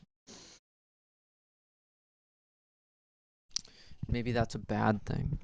So let's get into the text, because as a consequence of this issue of being an authority on something, she's approaching this from on a personal level. She says it herself in the intro. My editor didn't want me to publish the book, but because I was talking about these other guys and I was talking about me personally, they said I could do it. They said it was cool, so here you go. And so we're going to be talking about feminism because that's all this person knows about, according to the people who, you know, tell you that you should be sad and alone if you don't do like your manners right or something. Like I get that. Like, what the fuck? Like, that's messed up, man. But you know, draw a line in the sand. You know, at least be recognizable. No, but like, yeah, like, all right, moving on. Like, often individuals who, okay, shut up. Indeed, the privilege act of naming often affords those in power access to modes of communication and enables them to project an interpretation, a definition, or description of their work and actions that may not be accurate, that may obscure what is really taking place. So if you walk outside and everything has a name, and you take these names to mean one thing, and other people take these names to be another thing, and you guys don't hang out, and you don't have fun with each other because the names mean very different things to you, and it's awkward or whatever. Okay, that's obviously that's like a level of like pattern observation that makes you buku bucks if you do data science, right? Because you're spying on people and not telling them that you're like testing them all the time. It's also really hard to get a website going. But yeah, like this communication is important because if we're thinking about teachers and students, what are they doing? They're communicating. And we're hoping that what is communicated to these students translates to the reproduction of the knowledge itself, right? So you're writing things down, and you know, teachers are encouraging you to paraphrase and whatnot. And we get to this point where we're paraphrasing what's being read to us or what's being taught to us, and we're like, well, this is a point of departure because I do not agree with what you're thinking right now. That is how can you be there at this very moment? The obvious answer is just give them individual time, but we don't have individual time, bell hooks. So what is the takeaway from here? What do we do? And so we kind of bring up this issue in like academics where citations are a really big deal actually. And it's like, well, what? I mean, their work is out there anyways. Isn't that like what's important about it? Well, they're not being invited to dinner. They're not being invited to meetings. They're not being invited to any of these things that make it matter, right? Okay? And this is like at a point where you can affect society, right? That's like at the point where like you can go up to the city and be like, hey, can you help us pay for this building because we really need to be there all the time. And so like you know, you're kind of determining like when people go out, like what ideas are like persisting in their community. And you're deciding, you know, okay, what's the store on the corner going to be? Who's, you know, why is it going to make money? Why is it contributing to the economy? Why should we turn a cheek and, you know, let it exist or whatever it is, you know? You know, oh, you haven't been making rent. Where's your rent? And it's like, well, we have half of it. Just be cool or whatever, you know, like, you know.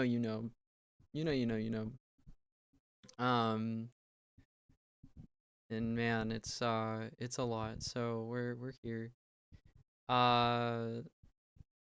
We're once again frustrated because we're engaging with text on a screen, but at the same time, if you would believe it, knowing this is a bridge into other people's lives that anyone deserves. So it's good to know these things.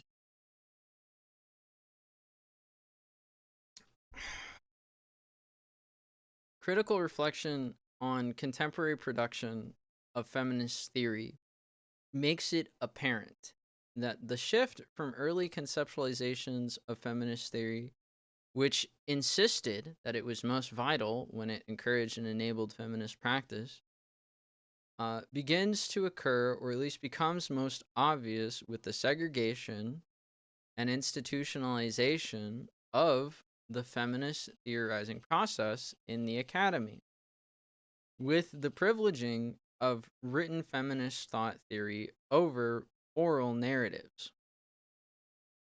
Concurrently, the efforts of Black women and women of color to challenge and deconstruct the category woman, to literally walk into people's offices and be like, hey, hear me out. To literally show up, dressed to the nines, looking real impressive, having a conversation with someone and being like, hey, I know you've heard it, but I know you've heard it. We're trying to change the world, and we could really use your support. And so like it's really it's kind of a lot, right? Why can't I just go into the office and do that? Can I send you an email and ask you to change the world? Can we just change it here and I'll tell you how it goes? But no, like when you're talking about challenging and deconstructing a category, you're talking about like the rules about what makes someone stupid. So like if you know, maybe stupid people can sympathize with this, but when you're called stupid, you know on some level that you know more about yourself than other people know about you. So you're the expert on yourself always. And so like that is like the one thing I can generalize here is you're always the expert on yourself, right? And so like it's like if you had to go into it's like if you had to like go up to your parents and be like, hey, can you feed me?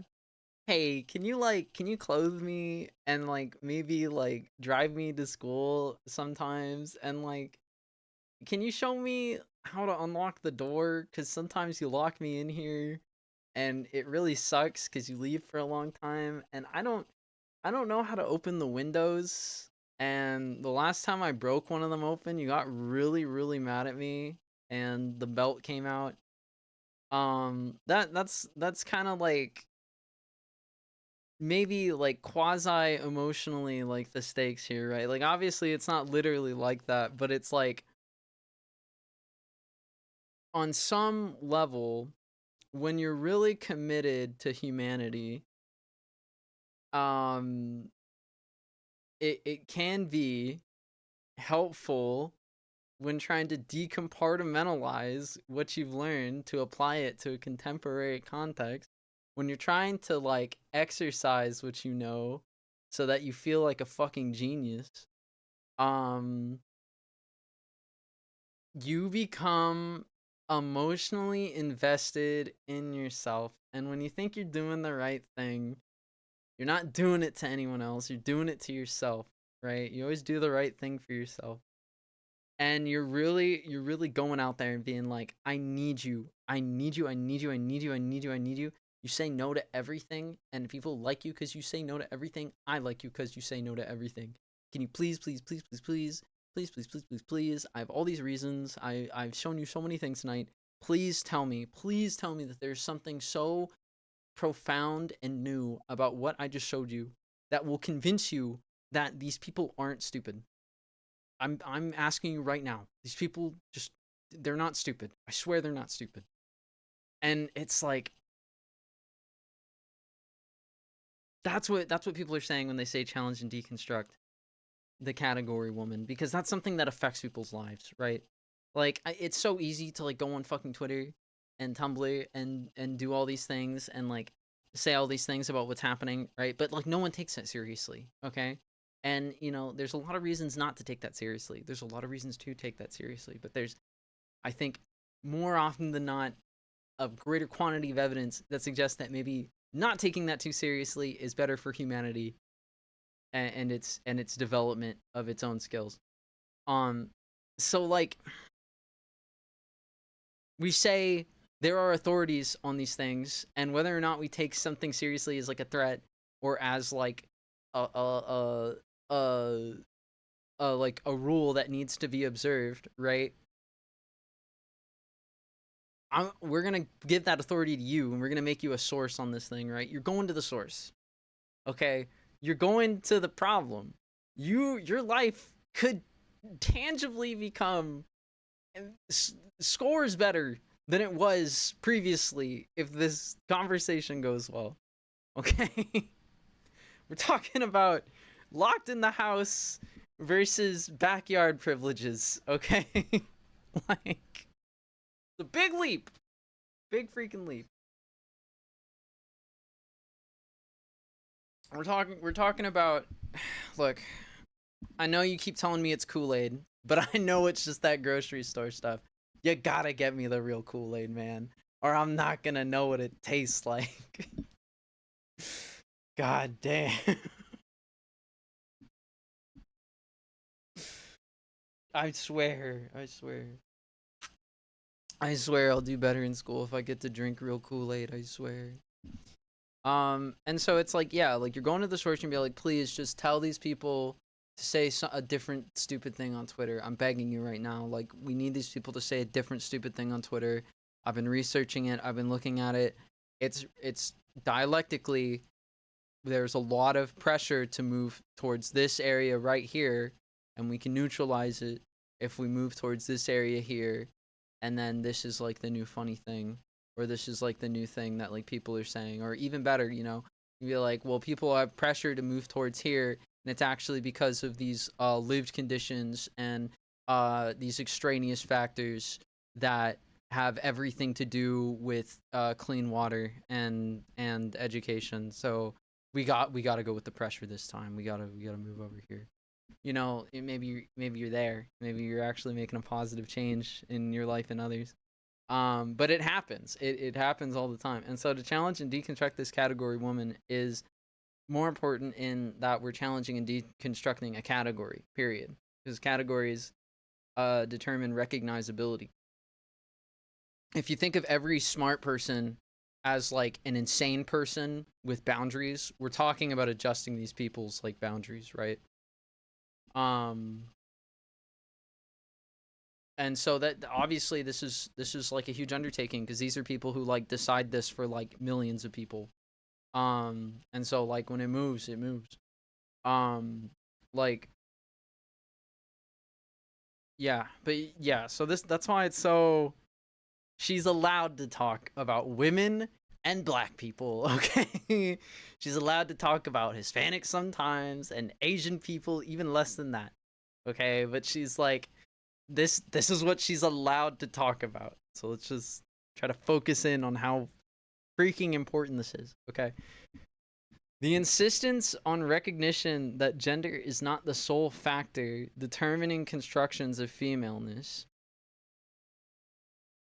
was a critical intervention, one which led to a profound revolution in feminist thought and truly interrogated and disrupted the hegemonic feminist theory produced primarily by academic women, most of whom were white. Most of whom.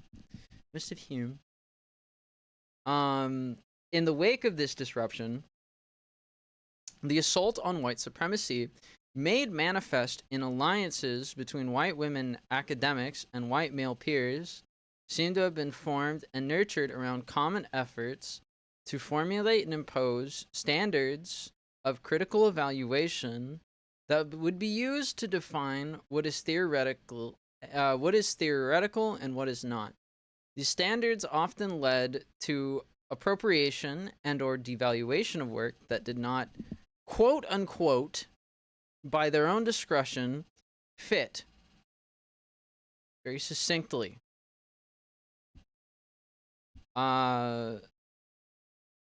Essentially, they had given themselves enough power over the subjective realities presented to them that they could essentially use their collective zeitgeist to cut through work.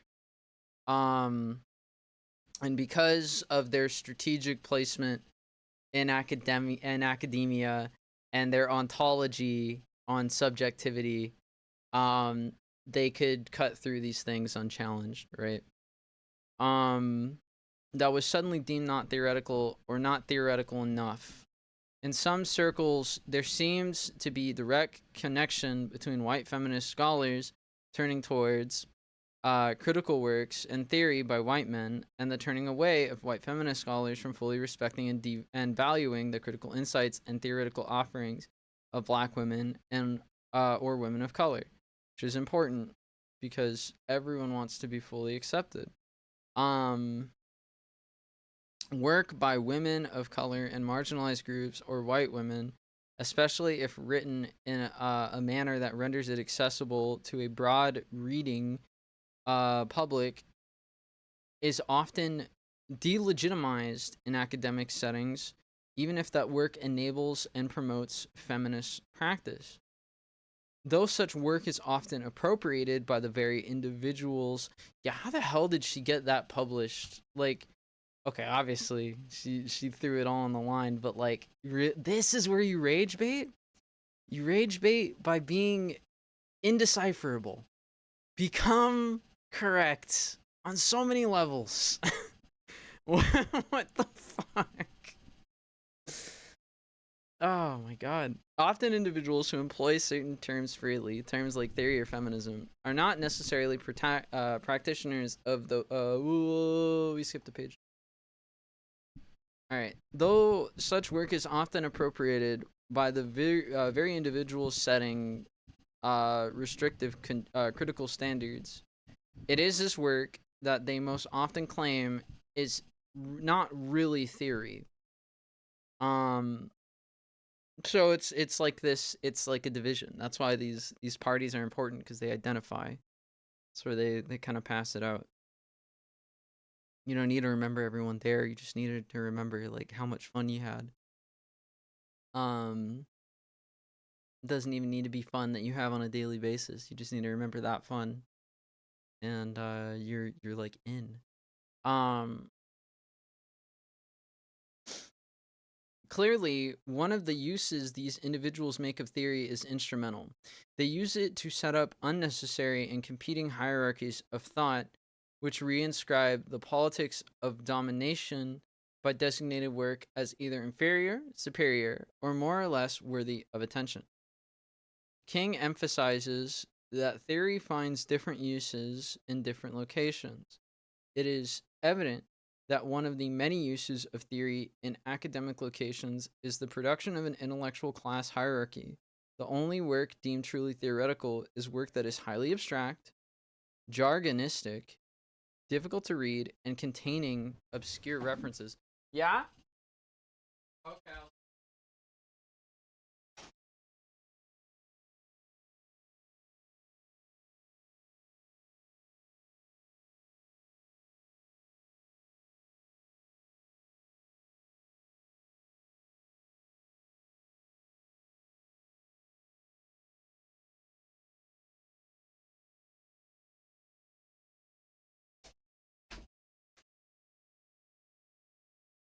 Alright. Grandma's going home. My last living grandparent.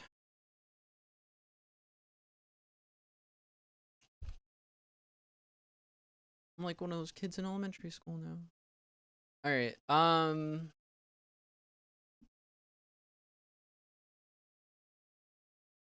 What is that I'm looking at there?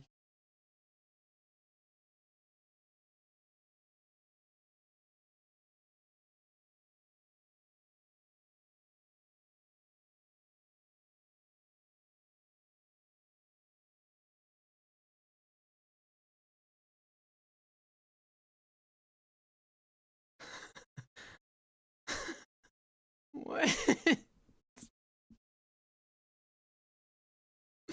All right, I'm going. All right. What am I looking at? So it's important because they've established a hierarchy containing obscure references. In Childers and Hooks, a convention about race and class, also in conflicts in feminism. Literary critic Mary Childers declares that it is highly ironic that a certain kind of theoretical performance, which only a small cadre of people can possibly understand, has come to be seen as representative of any production of critical thought that will be given recognition within many academic circles as theory.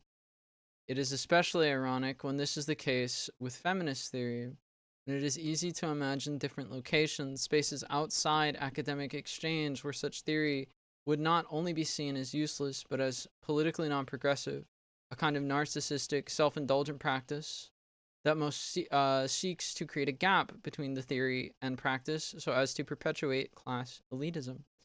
There are so many settings in this country where the written word has only slight visual meaning, where individuals who cannot read or write can find no use for a published theory, however lucid or opaque. Hence, any theory that cannot be shared in everyday conversation cannot be used to educate the public. It's not enough to produce a paper. You gotta produce paper, man. If you can't get a fucking loan from the bank to make a blockbuster film and have it go up on Netflix, theaters, and same-day streaming, what are you doing? What are you doing? Nothing. That's all I'm seeing. You know, as a vanguard of society and communities all over this world, it's my utmost interest in making sure that snooty shitheads like you don't make it past here again. They say. Now what they don't know is that it was pranksters the whole time. Who showed up first? The first voice. And the first voice is more often than not the latest regime that controls mass media.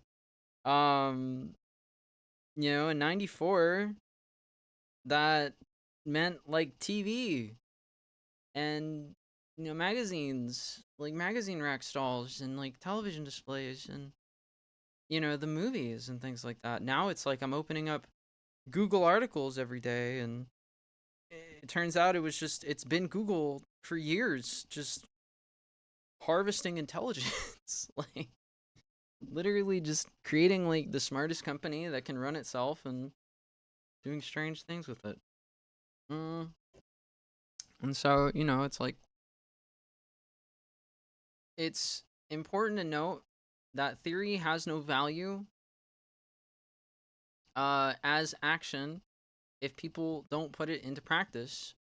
It is a thought swimming around in an intangible world of nothingness that has no means of grasping the crevices that lead from the shadows into reality. And there's nothing wrong with that. I think a lot of theory belongs in the fucking dark. I I think it's worth it to know about many things, but not worth it to practice many things. Okay, I'm very conservative when it comes to technology, believe it or not. I still think most people need to be more responsible with how they communicate before they start, you know, connecting to something that could be awful to them in this anonymous internet kind of way. It's too much. It's too much for people to bear. And where do they run to? Back to the internet. It's back on the phone. Back on whatever BS. And like beyond that, it's like, you know, we have like long-standing problems of like alcoholism and drug addiction and, you know, the scarcity of materials versus the necessity built into the economy to produce, to be worthy of said materials in the future, which is just a what kind of moment. Yeah, like, by that virtue, like, things exist like as these abstract categories based on like their recognizability. So it's always important to be able to like inform the public of like concepts in a way that makes them recognizable, in a way that inspires some kind of action. And in the 1990s, there was this huge movement by conservatives, by neoliberals, to self-regulate. If you had to describe like the economic zeitgeist of the 1990s, it was all DIY. It was all DIY. It was all trash bags, colors of hair you never seen in your life, grunge, you know, turning cardboard boxes into tables, and you know, a lot of this like recognizable iconography. But like what what we've kind of separated ourselves from is the truth that like these movements to like self-regulate, to do like the ESRB, to do like the FCC, to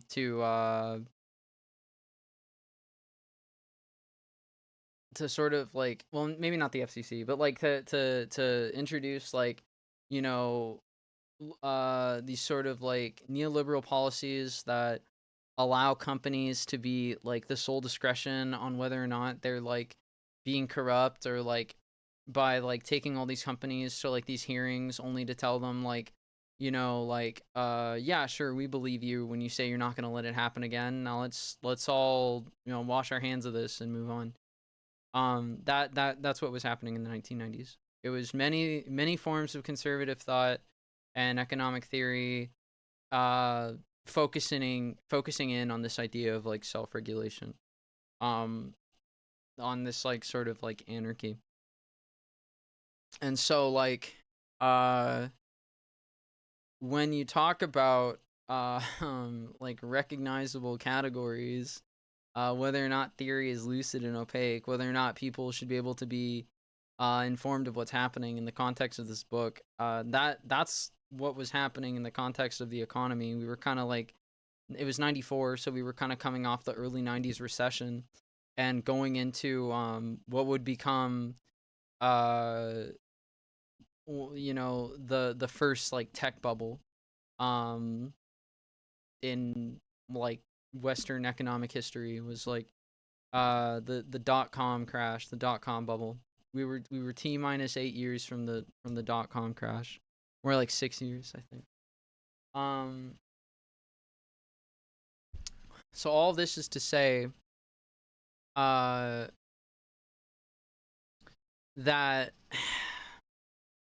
this ability for like these academics to like freely associate ends up sort of replicating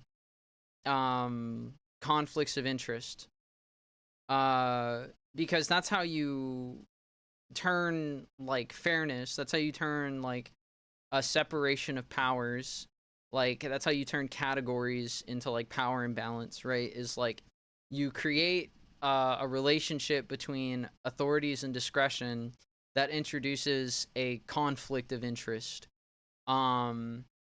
which is only apparent and made apparent according to authorities that you yourself control, or within the framework of separations of power that people who agree with you control.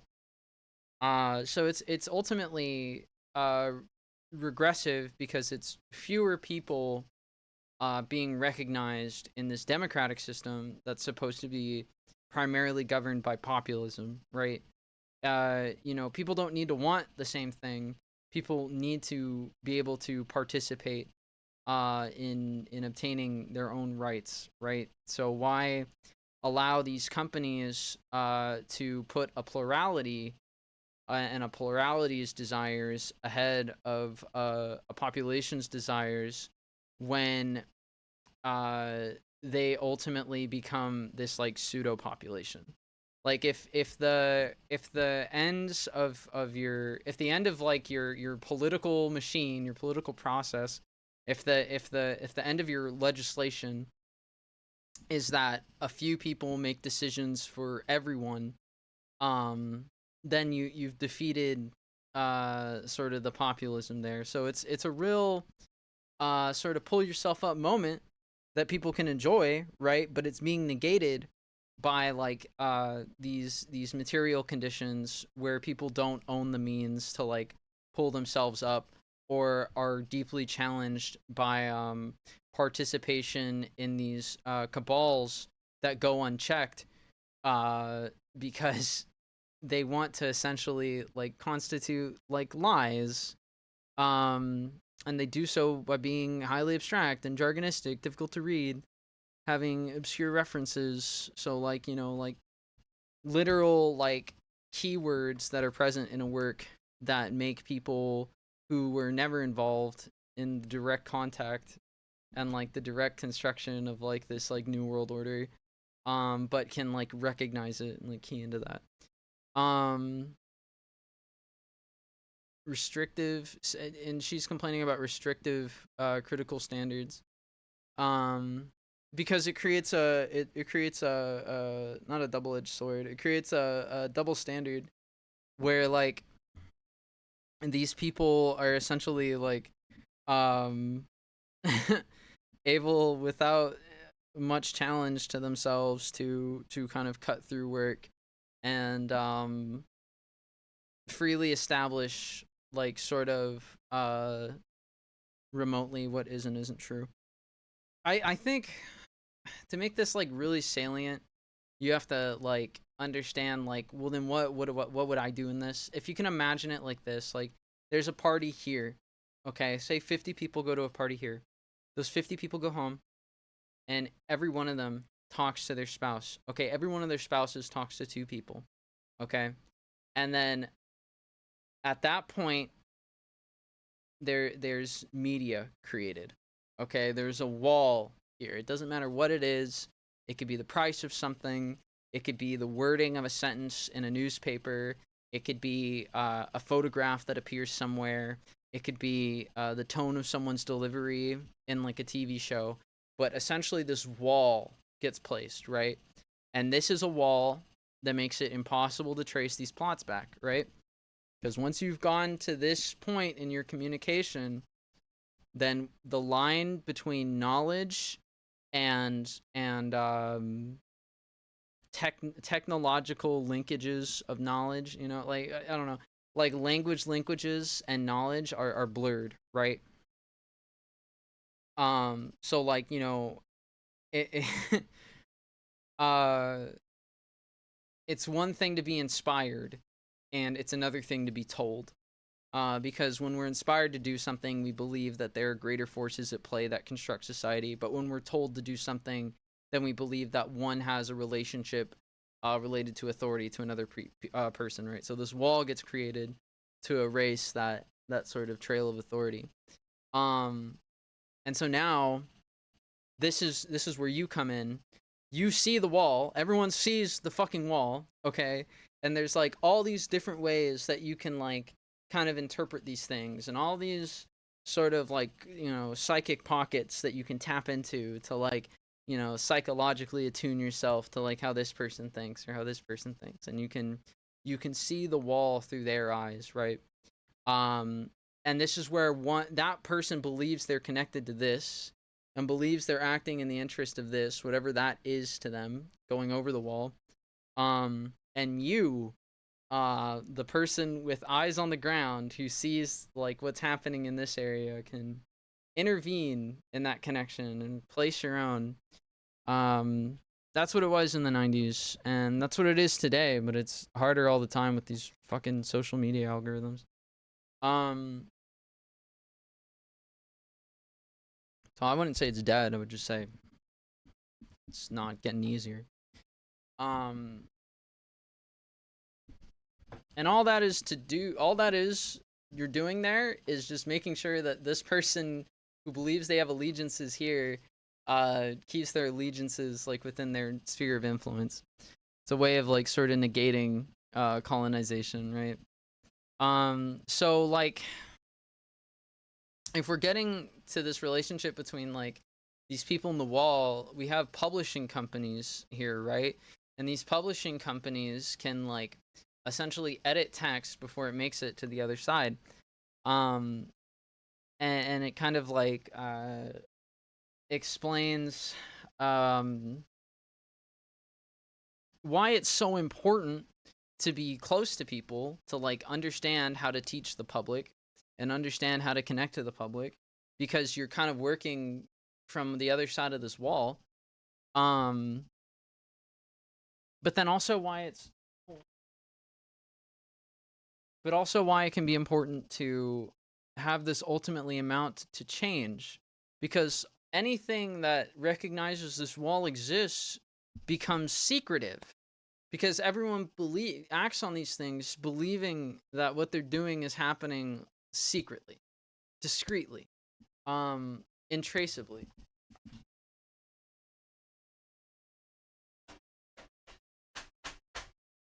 Making a fucked up noise. Part of what we understand about justice and the practice of justice is that you can't scare off the criminal.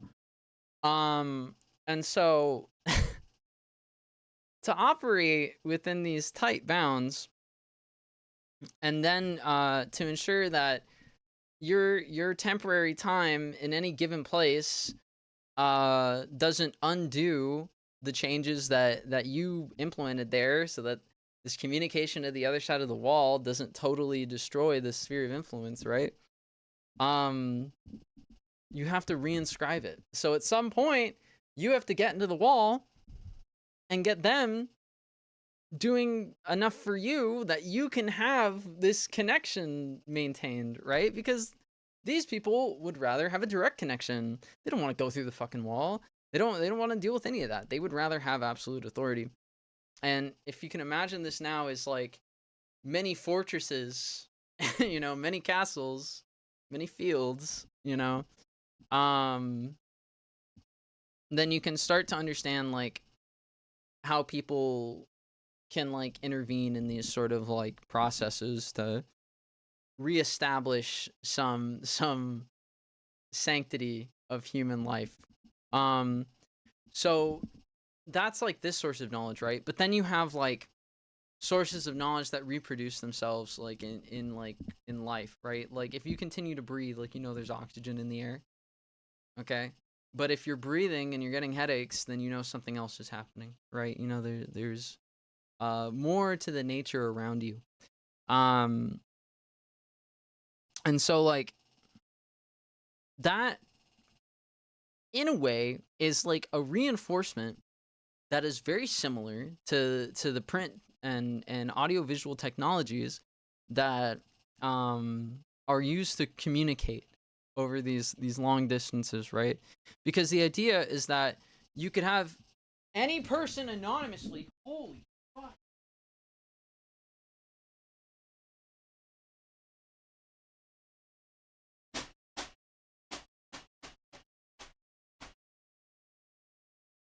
That fan, one of the ball bearings in the fan on the power supply is like just going fucking crazy, and it's like loose, and I don't want to fuck with it because it's a power supply. It could like fucking kill me or something.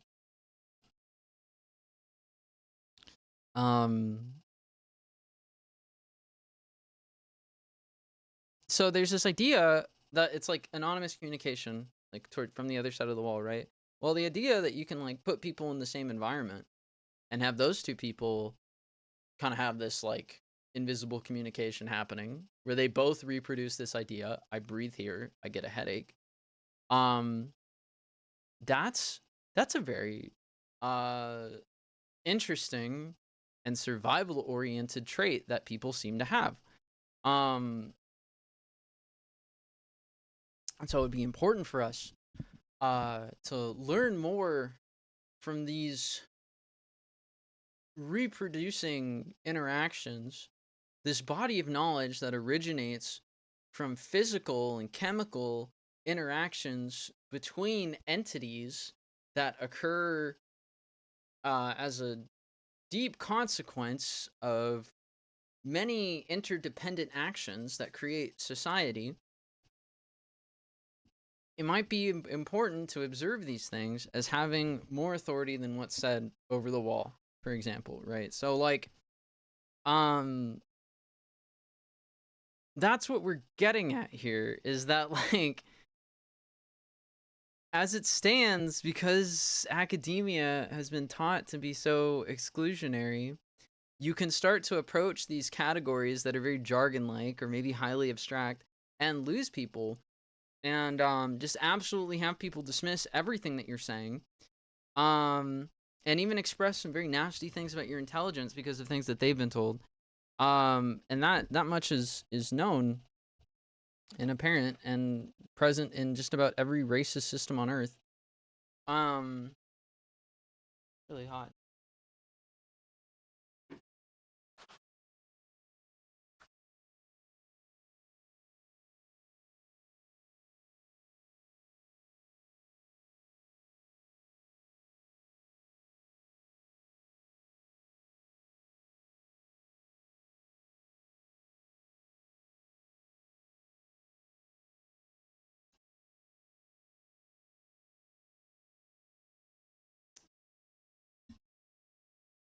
And so all of these sort of descriptions of what's happening, this like manifestation of the abstract as like these tangible thoughts, um drives us towards those thoughts. That's like human neurology. You know, the brain releases a signal and the signal gets carried out until it is shit out your fucking body. Um Something like that. Uh and so like sorry, I'm like, oh, it's almost 6. I've had like a tuna sandwich.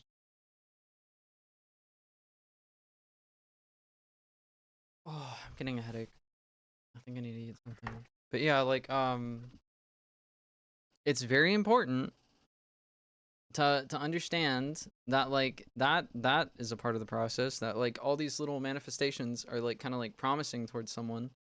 Um and so any theory that cannot be shared in everyday conversation cannot be used to educate the public.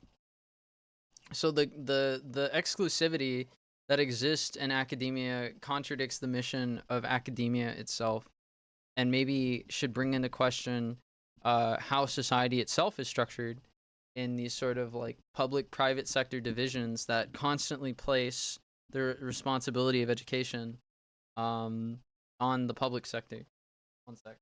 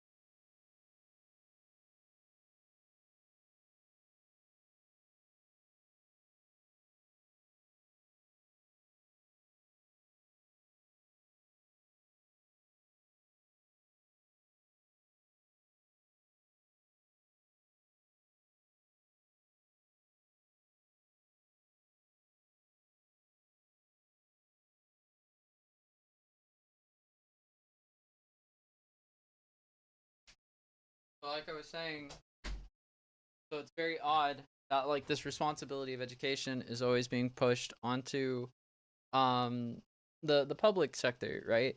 For a number of reasons. So like these conflicts of interest that decide what is and isn't knowledge largely exists in the private sector, which is now getting free lease in the 1990s to self-regulate and to lobby politicians that will institute liberal policies that establish categories that place all the authority of what can and can't be made obvious to the public with a few people who make a lot of money by repeating the history of like not knowing jack or shit to the public. It's also kind of ridiculous because these people put so many chemicals in our bodies, tell us nothing about them or what might happen if they interact.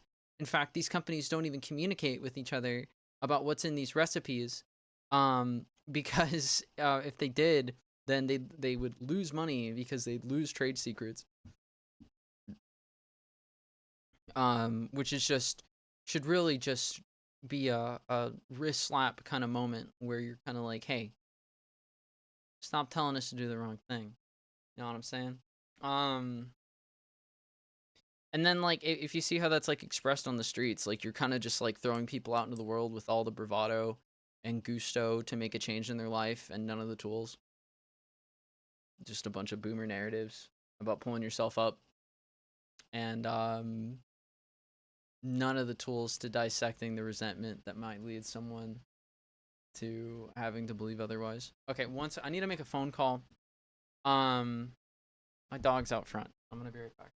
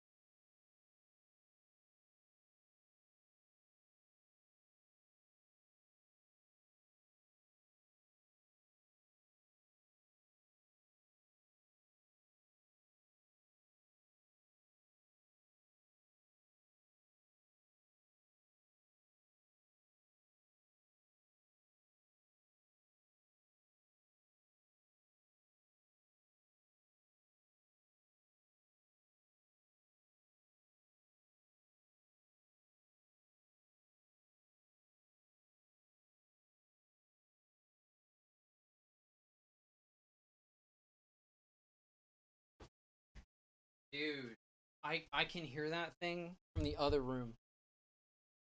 Like a fucking black mamba.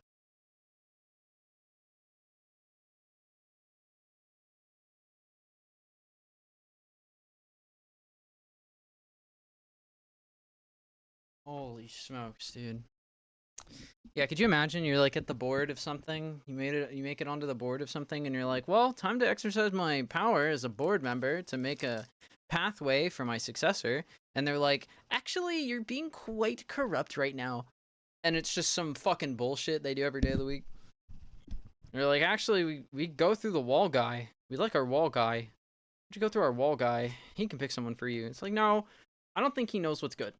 And it's like, "Well, I guess that makes you corrupt. So do it our way." Some fucked up thing. Then they're calling black people corrupt. Like, what? What does that mean? Corruption? I thought power was corrupting. Like, what the fuck?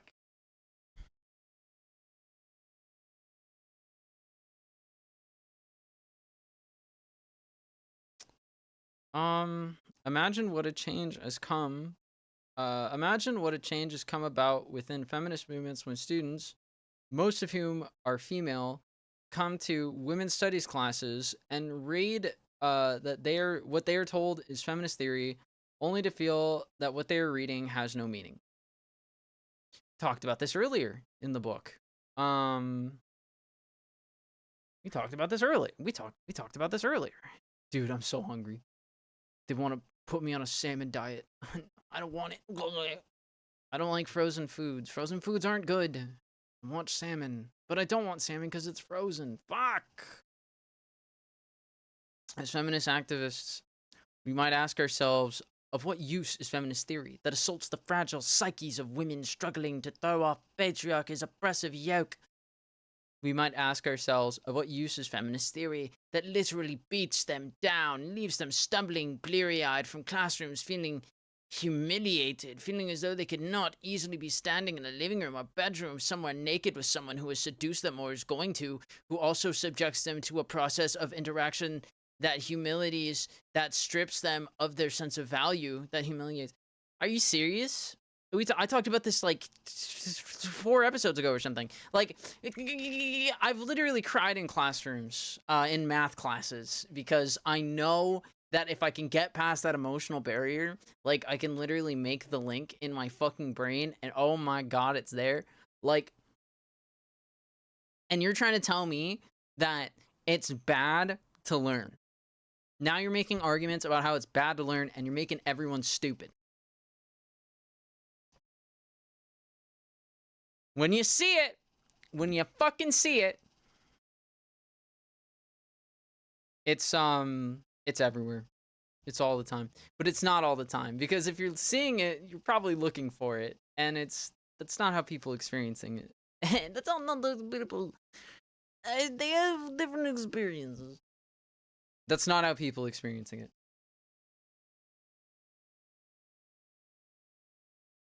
I'll say it right now. That's not how people experience it. They don't look for these things. They are presented these things in lieu of them acting out their lives. You can find it all, okay, but you're not gonna know what the effects are or who's being affected by it. But sometimes you just see something so obvious that it's like you're telling people to be stupid. If people are making those kinds of arguments seriously, they are asking for more stupid people to surround them. That doesn't work. That never works. That is dangerous. That is dangerously close to human trafficking. I don't like it. I think it's bad. Clearly, a feminist theory that can do this may function to legitimize women's studies and feminist scholarship in the eyes of the ruling patriarchy, but it undermines and subverts feminist movements. Perhaps it is the existence of this most highly visible feminist theory that compels us to talk about the gap between theory and practice. For it is indeed the purpose of such theory to divide, separate, exclude, keep at a distance. Because this theory continues to be used to silence, censor, and devalue various feminist theoretical voices, we cannot simply ignore it. Yet, despite its uses as an instrument of domination, it may also contain important ideas, thoughts, visions that could, if used differently, serve a healing, liberatory function. Sure. However, we cannot ignore the dangers it poses to feminist struggle, which must be rooted in a theory that informs, shapes, and makes feminist practice possible. Possible. Oh, man. How long have I been talking? I feel like I went so deep on those first two. Okay, we're gonna have to make this a two-parter. I'm gonna make this two different streams. I think what I'm gonna do is I'm gonna take a break. How about come back? Come back.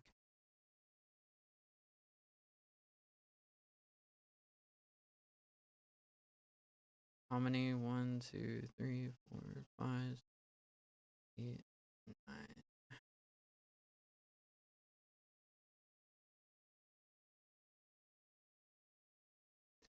We're gonna get through.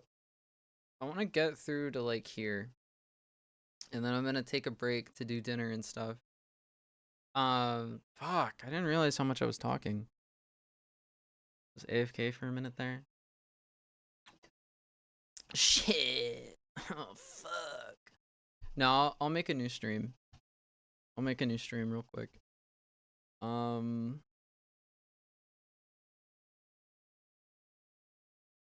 make a new stream real quick. And then after this, we'll go over there.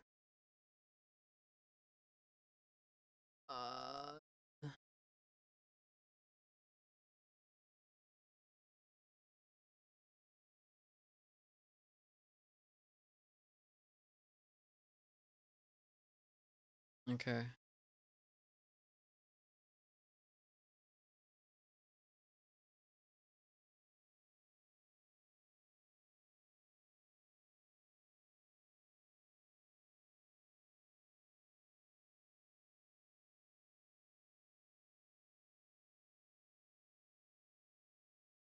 Do I have to give it a time?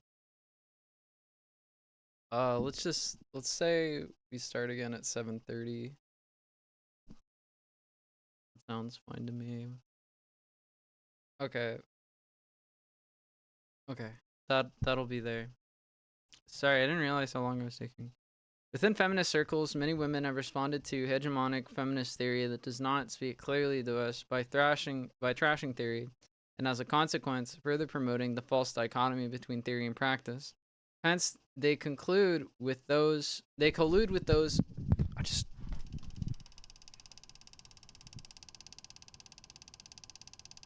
I'm going crazy. I'm going nuts. I hate this fucking noise. Make it stop. Please.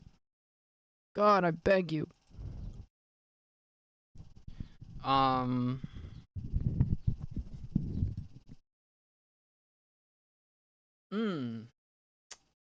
Hence, they collude with those whom they would oppose. By internalizing the false assumption that theory is not a social practice, they promote the formation within feminist circles of a potentially oppressive hierarchy, where all concrete action is viewed as more important than any theory, written or spoken. Recently, I went to a gathering of predominantly black women, where we discussed whether or not black male leaders, such as Martin Luther King and Malcolm X, should be subjected to feminist critiques that pose hard questions about their stance on gender issues. The entire discussion was less than 2 hours. As it drew to a close, a black woman who had been particularly silent said that she was not interested in all this theory and rhetoric, all this talk, that she was just more interested in action, in doing something, that she was just tired of all the talk. And this woman's response disturbed me. It is a familiar reaction. Perhaps in her daily life, she inhabits a world different from mine. In the world I live in daily, there are few occasions when black women or women of color thinkers come together to debate rigorously issues of race, gender, class, and sexuality. Therefore, I did not know where she was coming from when she suggested that the discussion we were having was common. So common as to be something we could dispense with or do without. I felt that we were engaged in a process of critical dialogue and theorizing that has long been taboo. Hence, from my perspective, we were charting new journeys, claiming for ourselves as black women an intellectual terrain where we could begin the collective construction of feminist theory. In many black settings, I have witnessed the dismissal of intellectuals, the putting down of theory, and remained silent. I have come to see that silence is an act of complicity, one that helps perpetuate the idea that we can engage in revolutionary and black liberation and feminist struggle without theory. Like many insurgent black intellectuals, whose intellectual work and teaching is often done in predominantly white settings, I am often so pleased to be engaged with a collective group of black folks that do not want to make waves or make myself an outsider by disagreeing with the group. In such settings, when the work of intellectuals is devalued, I have in the past rarely contested prevailing assumptions or have spoken affirmatively or ecstatically about intellectual processes. I was afraid that if I took a stance that insisted on the importance of intellectual work, particularly theorizing, or if I had just simply stated that I thought it was important to ready widely, I'd risk being seen as uppity or as lording it over. I've often remained silent. I remain silent. You don't see me getting published. These risks to one's sense of self now seem trite when considered in relation to the crises we are facing as African Americans, to our desperate need to rekindle and sustain the flame of black liberation struggle. At the gathering, I mentioned I dared to speak, saying in response to the suggestion that we were just wasting our time talking, that I saw our words as an action, that our collective struggle to discuss issues of gender and blackness without censorship was subversive practice. Many of the issues that we continue to confront as black peoples, low self-esteem, intensified nihilism and despair, repressed rage and violence that destroys our physical and psychological well-being, cannot be addressed by survival strategies that have worked in the past. I insisted that we needed new theories rooted in an attempt to understand both the nature of our contemporary predicament and the means by which we might collectively engage in resistance that would transform our current reality. I was, however, not as rigorous or relentless as I would have been in a different setting in my efforts to emphasize the importance of intellectual work, the production of theory as a social practice that can be liberatory. Though not afraid to speak, I did not want to be seen as the one who spoiled the good time. What's that supposed to spoiled the good time? How can that be a concern on your mind? And and then you subject this person to this lambasting and singling out. The objective is now to have a good fucking time, and they're right and you're fucking stupid. What the hell, man? This fear reminded me of what it was like more than 10 years ago to be in feminist settings, posing questions about theory and practice, particularly about issues of race and racism that were seen as potentially disruptive to sisterhood and solidarity. I'm gonna take an hour off. I've been streaming for 3 hours now, which is just way too long. I know it's been a while since I've done the book, but I mean, it's we're almost halfway through it. I'll definitely, I don't know what it was, but I've just been testing myself, just always trying to get a gauge on where I am mentally. And so I'm all right, what's my video game addiction feeling like today? And I'm measuring this obviously, feliciously in the context of accomplishments in games, because if I can hit level 60 in WoW, that means I'm cured, right? No, but I wanted to see, I do want to know at least just how far does this go? Like what type of people, while expressing themselves like very emotionally and like voluntarily, what kind of people am I like right now? What am I really seeing here? You know, where's it moving? Right? And so I'm playing these games and I'm like picking where I like fall off and things like that. And like I think in lieu of that, I really just like I just what is it? Like reverted in like a bad way and like actually, you know, got addicted to gaming again. Like I relapsed in a bad way. So I've been absent for like the past week cuz I've been fucking playing games and doing stupid MMO bullshit. Um which is bad and I'm sorry, shit. But like, you know, like at least I know. So, I if we're halfway through this book after 5 sessions, I would say like we should be done with this by the end of the week and heading into our next book. I still want to find time to work on some personal projects, but I don't think that's going to be difficult if I'm only spending like 3 hours on this a day. Um so like all right, yeah, I'm going to cut it off here. I'm going to have dinner. I'm going to come back after dinner cuz I just want to barrel through this one cuz I feel like it has a lot of foundational information that's really important for us as we uh continue to address critically the work of the past, which is how you should view the past. You should always view the past through a critical lens. Um, and yeah, let's just continue to derive a basis for our understanding of solidarity, so that we can continue to address the deeper implications of um very interesting work. And so all right. Yeah, so this is goodbye for now.